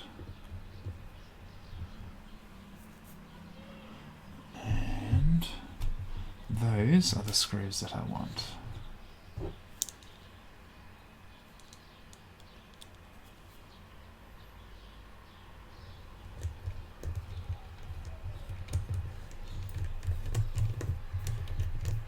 What am I doing wrong? Is it the wrong hole? I think that's the wrong hole. I am not going to make that joke.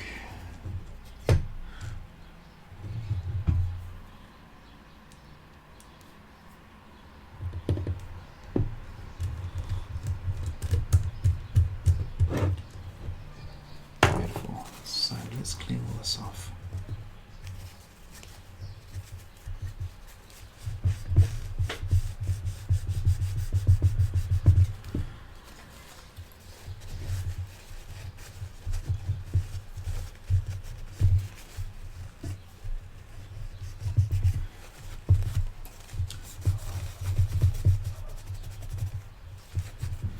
So I might actually see how much these modules cost, because if I can get replacements, this is the part which everyone talks about when they talk about the life of a projector. And these are rated for 30,000 hours. So if it's this easy to change them, it makes a lot of sense to have some spares laying around. And although the resolution is already starting to get restrictive, it's still quite usable for stuff. It's plenty good enough for watching stuff in the lounge.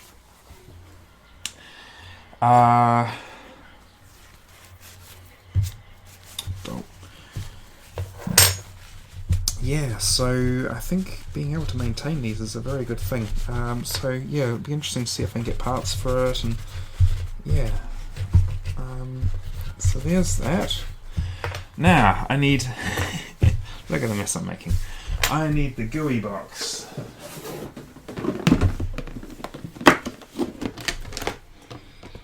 GUI, that's what I want.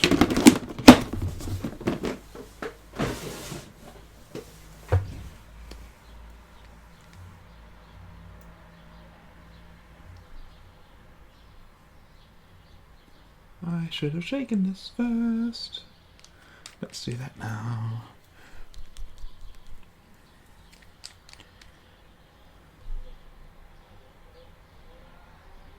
That's more like it. It's probably a little too much, but I can clean it up as I put it on. No, I can't. I will put it on, clean up the initial mess. Clean it, put it on, take it off, put it on again. Put it on, clean, take it off. Oh, hang on, I've done this wrong.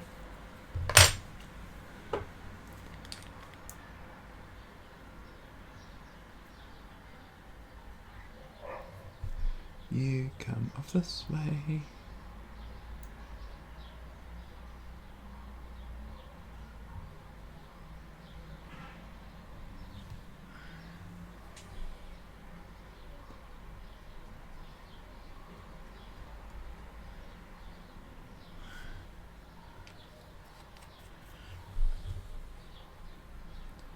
Possibly gone too far.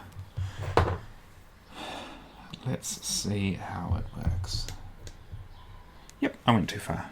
It's probably not an issue though. That's what I want. Or will I take that one?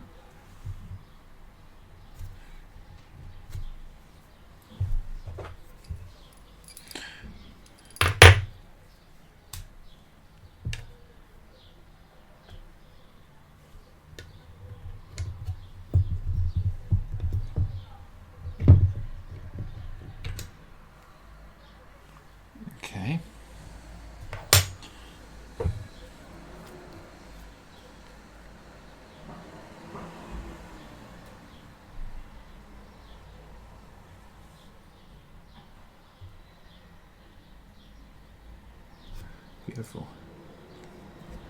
I am an artist. Sounding like a cross between a Frenchman and a pirate.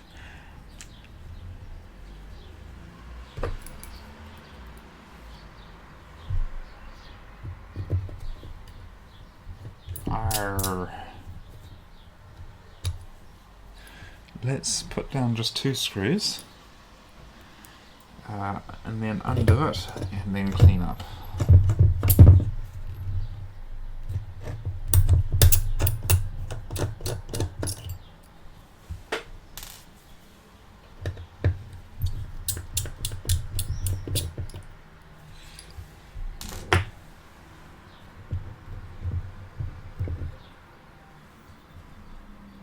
Fine.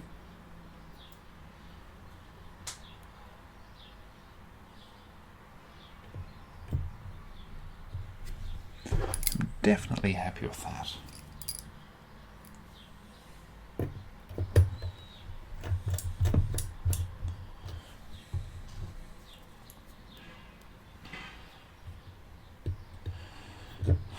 Do I want to do the others?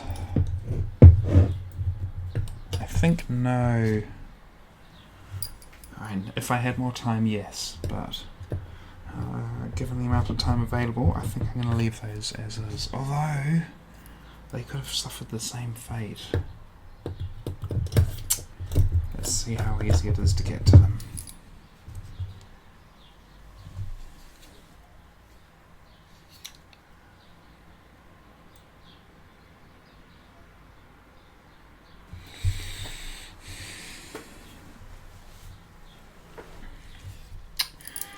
Fine.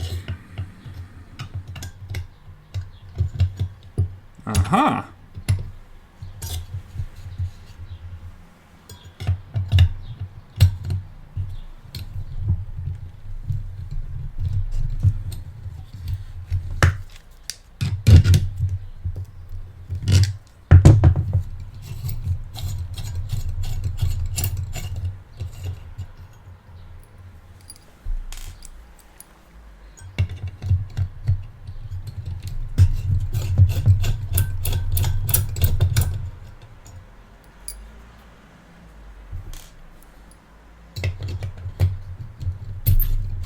Maybelline.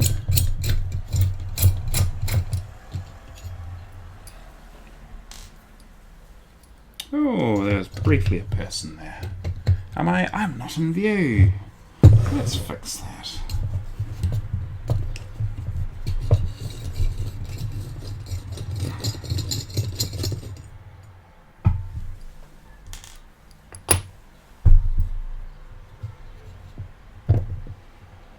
Oh, fantastic. That's the side I want.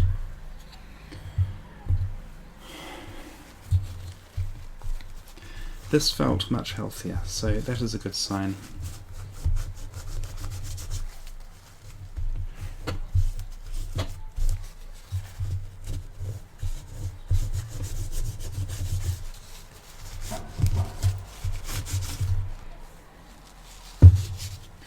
That's probably quite a valuable piece of heatsink.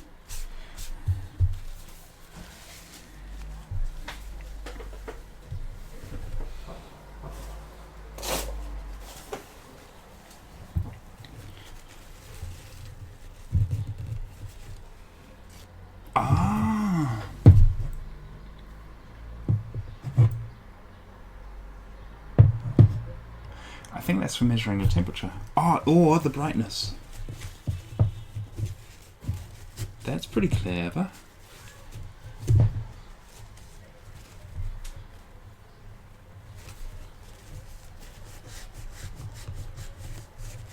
I'm getting curious. I want to see what that does.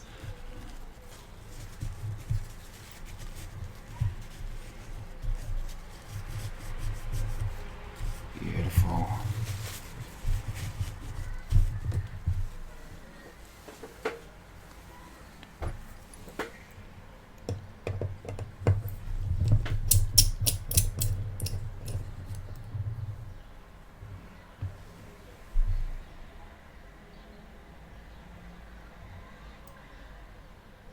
Yeah, I think it's for measuring the colour.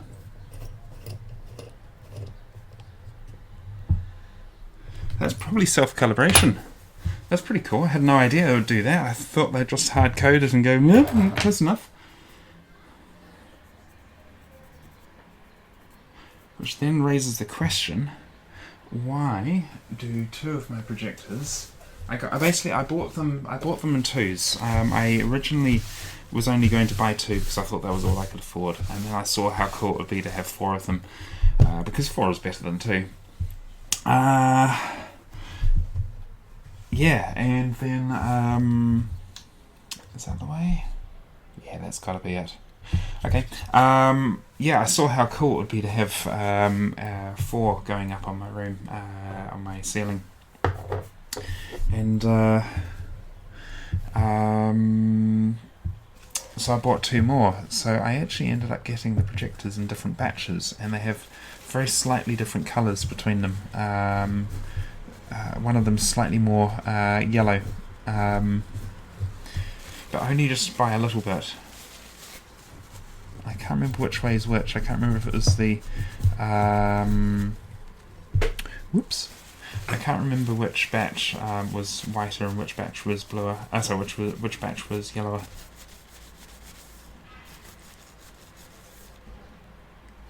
There we go. Cool. So let's just check that I've got this right.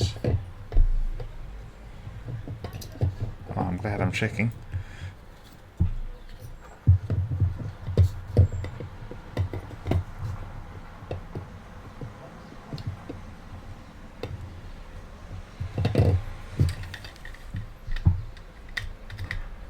There it is.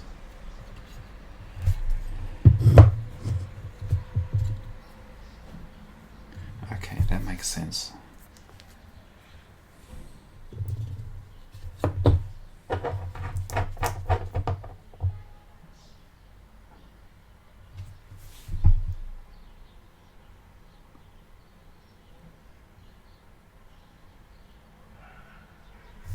Good question.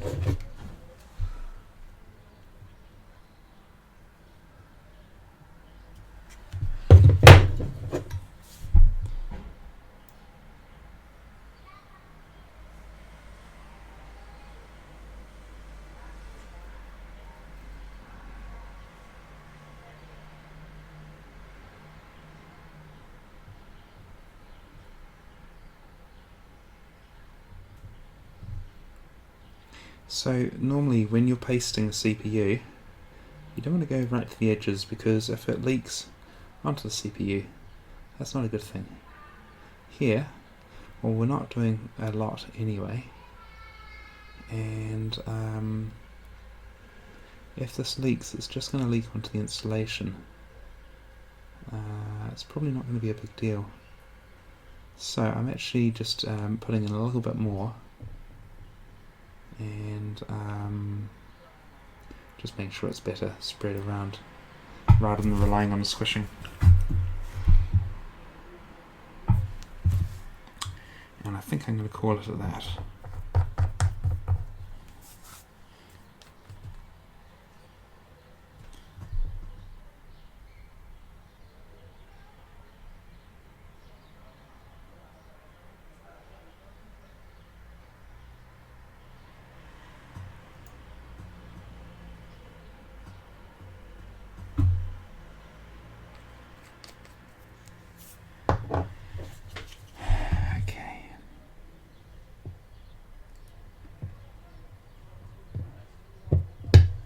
That's it.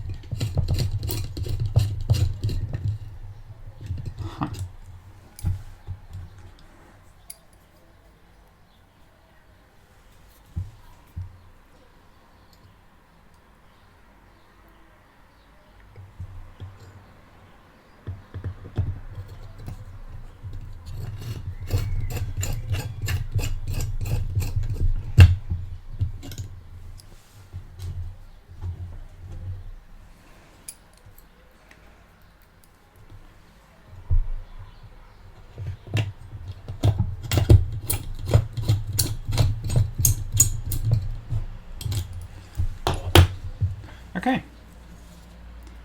Nothing has squirted out. I'm happy with that.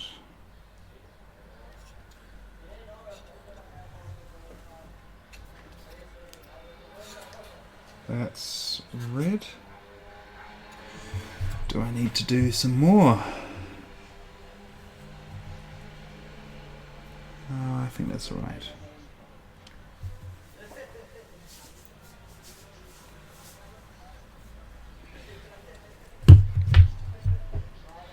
Can I do this precisely?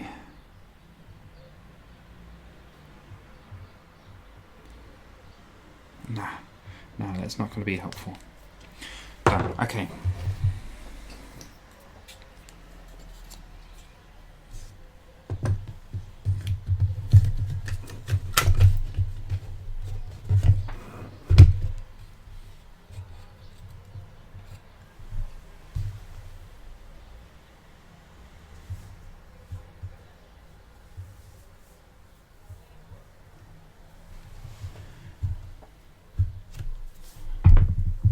Are there three? There are three.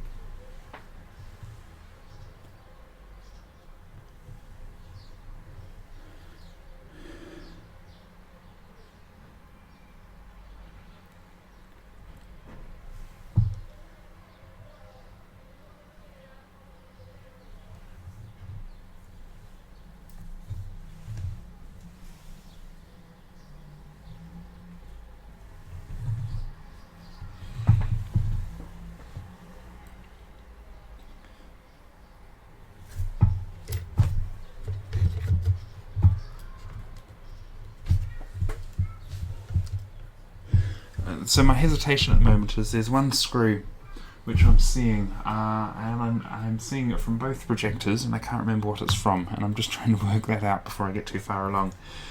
So essentially, there's the three springed screws here, and then the one unsprung screw there. I remember on the first projector I undid this screw, but I didn't undo that on this one.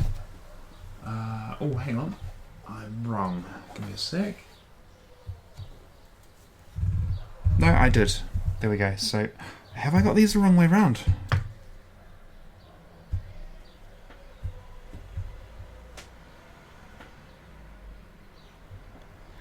If I have them the wrong way around, it will become apparent very soon. I don't think I do.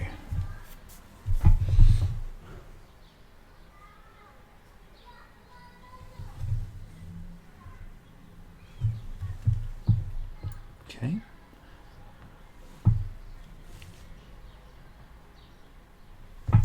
Let's take this off again.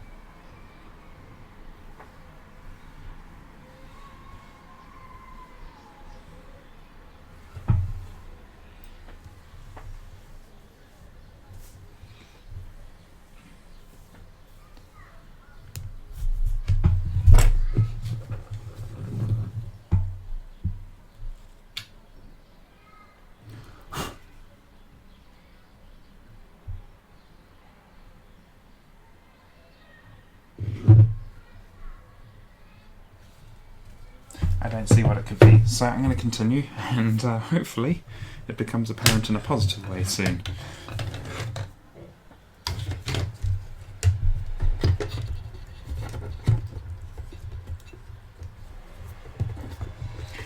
Ah, that's good to know.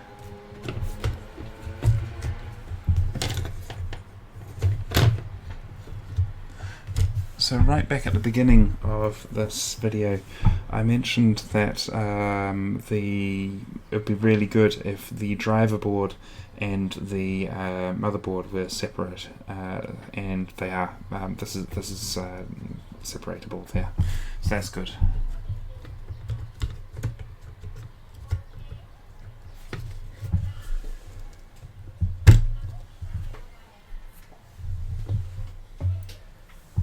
So the DLP chip's over there.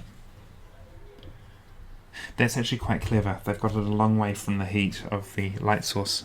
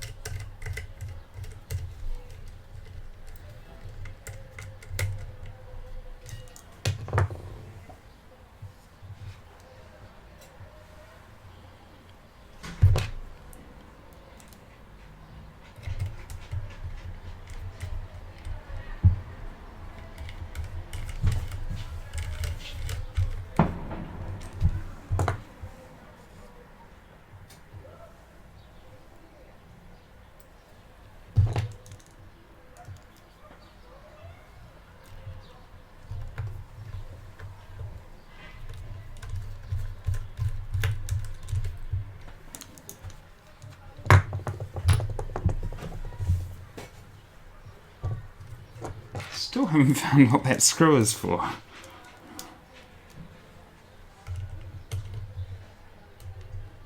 The concerning thing is the position in which I put it suggests in both cases that it was fairly late in the process, as in it's under this board somewhere. Okay, let's start with that one, then that one, then that one. Beautiful, and then this one. Maybe that should have been earlier. We will survive. Dang.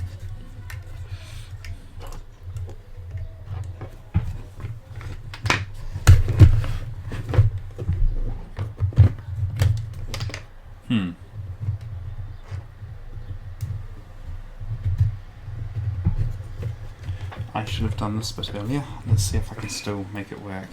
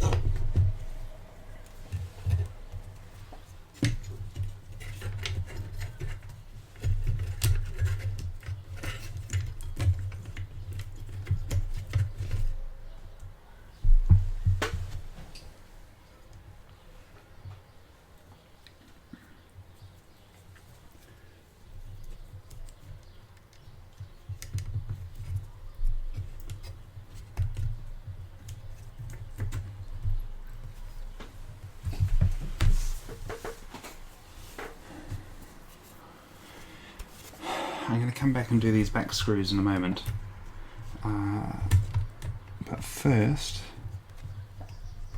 is it to do with this?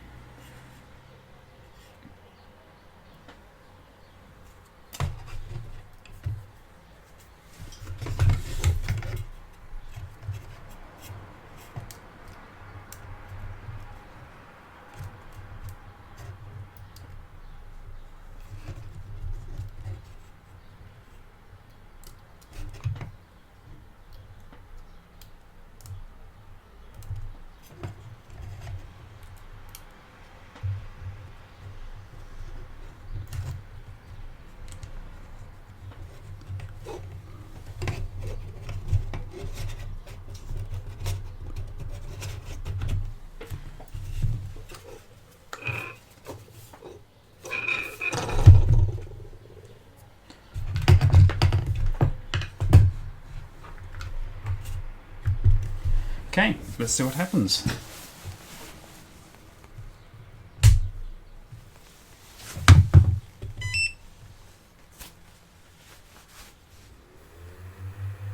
Oh, I think this is success. This is success.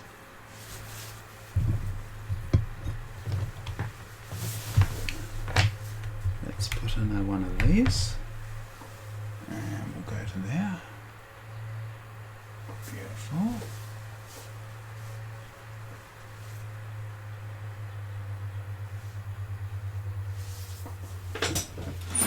Let's check this. And we need to switch over. Let's just use the remote.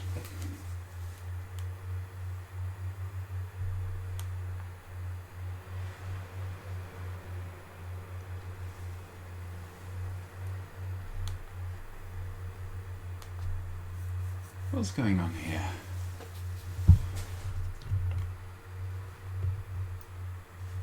There we go, that needs to be 5. Okay, and contrast. That's good as well. Okay, now, do I have system settings? No, I'll bring that up. Oh, I can see red. Let's just bring that. System settings. Oh look, everything is there.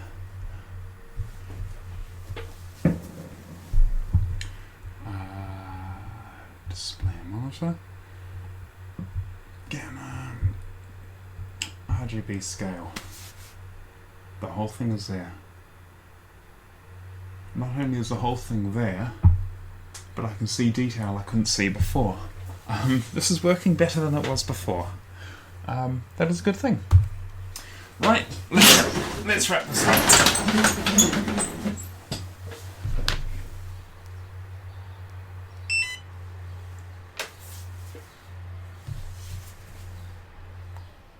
Done. Okay, so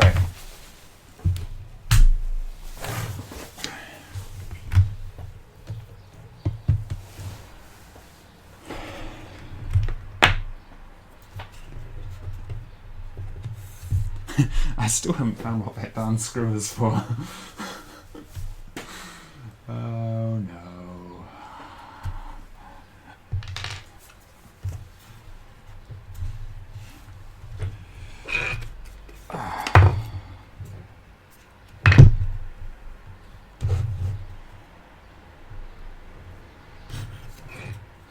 Okay, hopefully it'll become apparent when I do the next one. But let's just get these little bits in place.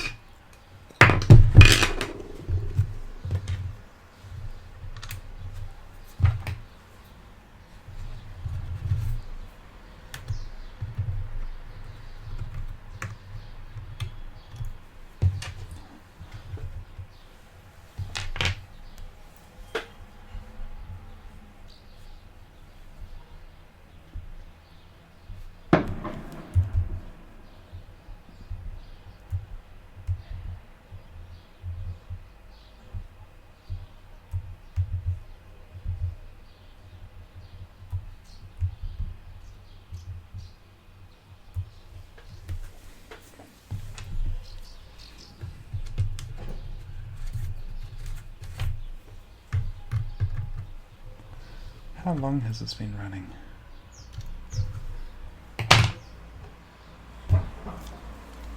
Don't know. Ow.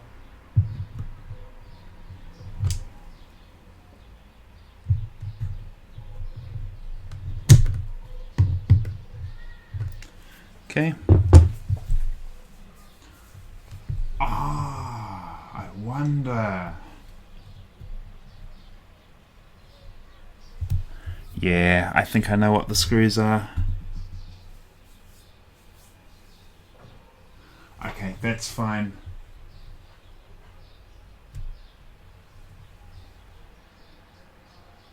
Yeah, I'm pretty sure I know what the screws are. That's okay.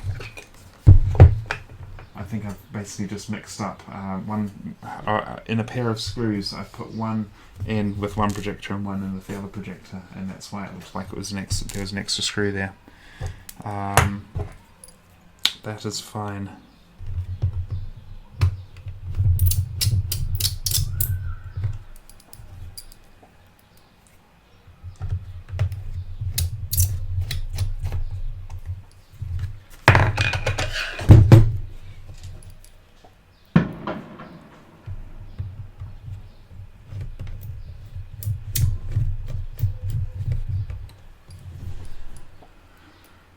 I'm just making decisions at the moment about, oh, that was an oversight. I should have cleaned that out. I really should. I need to, there's no point repeating this.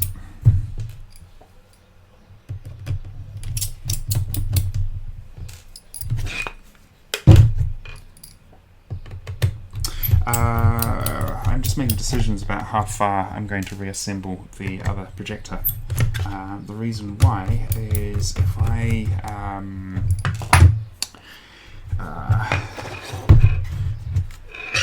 it's like, well, I want to take more photos and that type of thing of the broken unit, but at the same time I don't want to be leaving the chamber exposed, so it's going to get full of dust.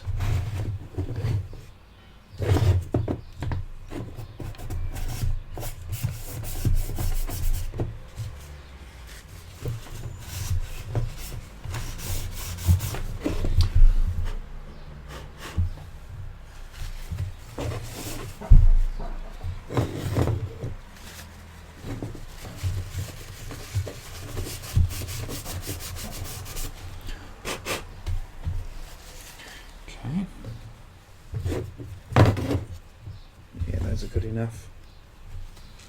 Okay. Oh, maybe good enough was an overstatement. Ah, yeah, because I took one fan from each projector. The difference in cleanliness, it just really shows how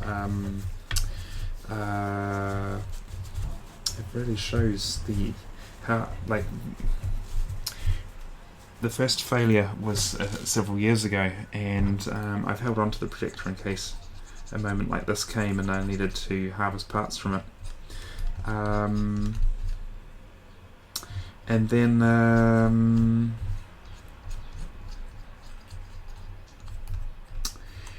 what was I going to say?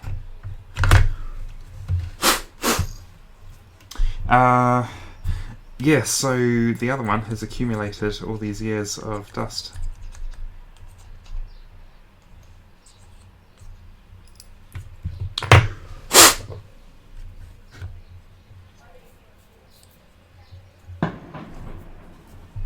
So this should also be quieter now after all of this. Which one is? Ah, there's the one I can't change easily. This would have been a good opportunity to just put in a less used fan, which will be quieter. But that's fine. This will work.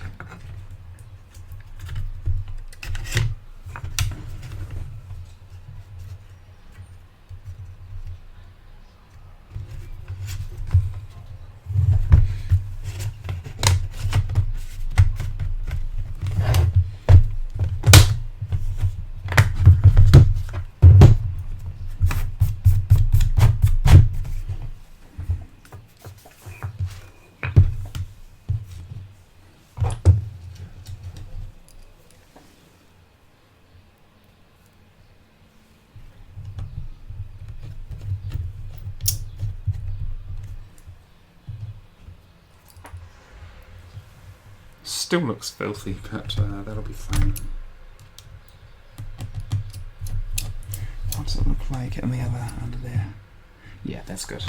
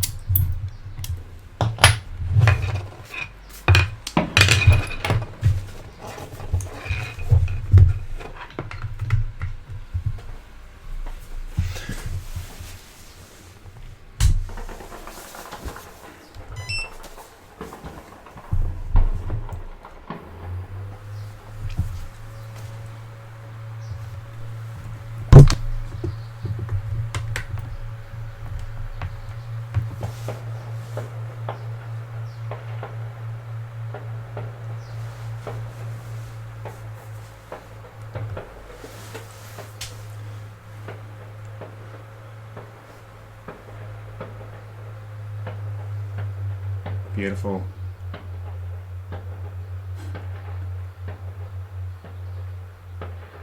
Everything's working. This is really good.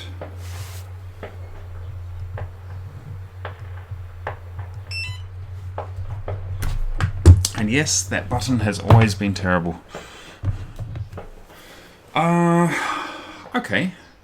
So at this moment, I'm going to stop there, and I think I'm going to finish the other projector tomorrow. Haven't quite decided yet what I'm going to do. I think I will fully reassemble it, but if I reassemble it tomorrow, then that gives me the opportunity to take any photos or video I want to follow up with, which would be a very nice thing to do. Cool! It's nice to have a successful one of these. As in the previous ones, they were successful, but they were they were full-on hacks for sort of medium level benefit. But this is a proper repair, and I know exactly what I need to order to have spares. And tomorrow I may see if I can get this one going further. If I had more time now, I think what I would do is I would try and work out what part of that board is not working, but I think that is a task for another day. We shall see. In any case, if you've been watching, thank you very much for watching. Yeah, that should about do it. End.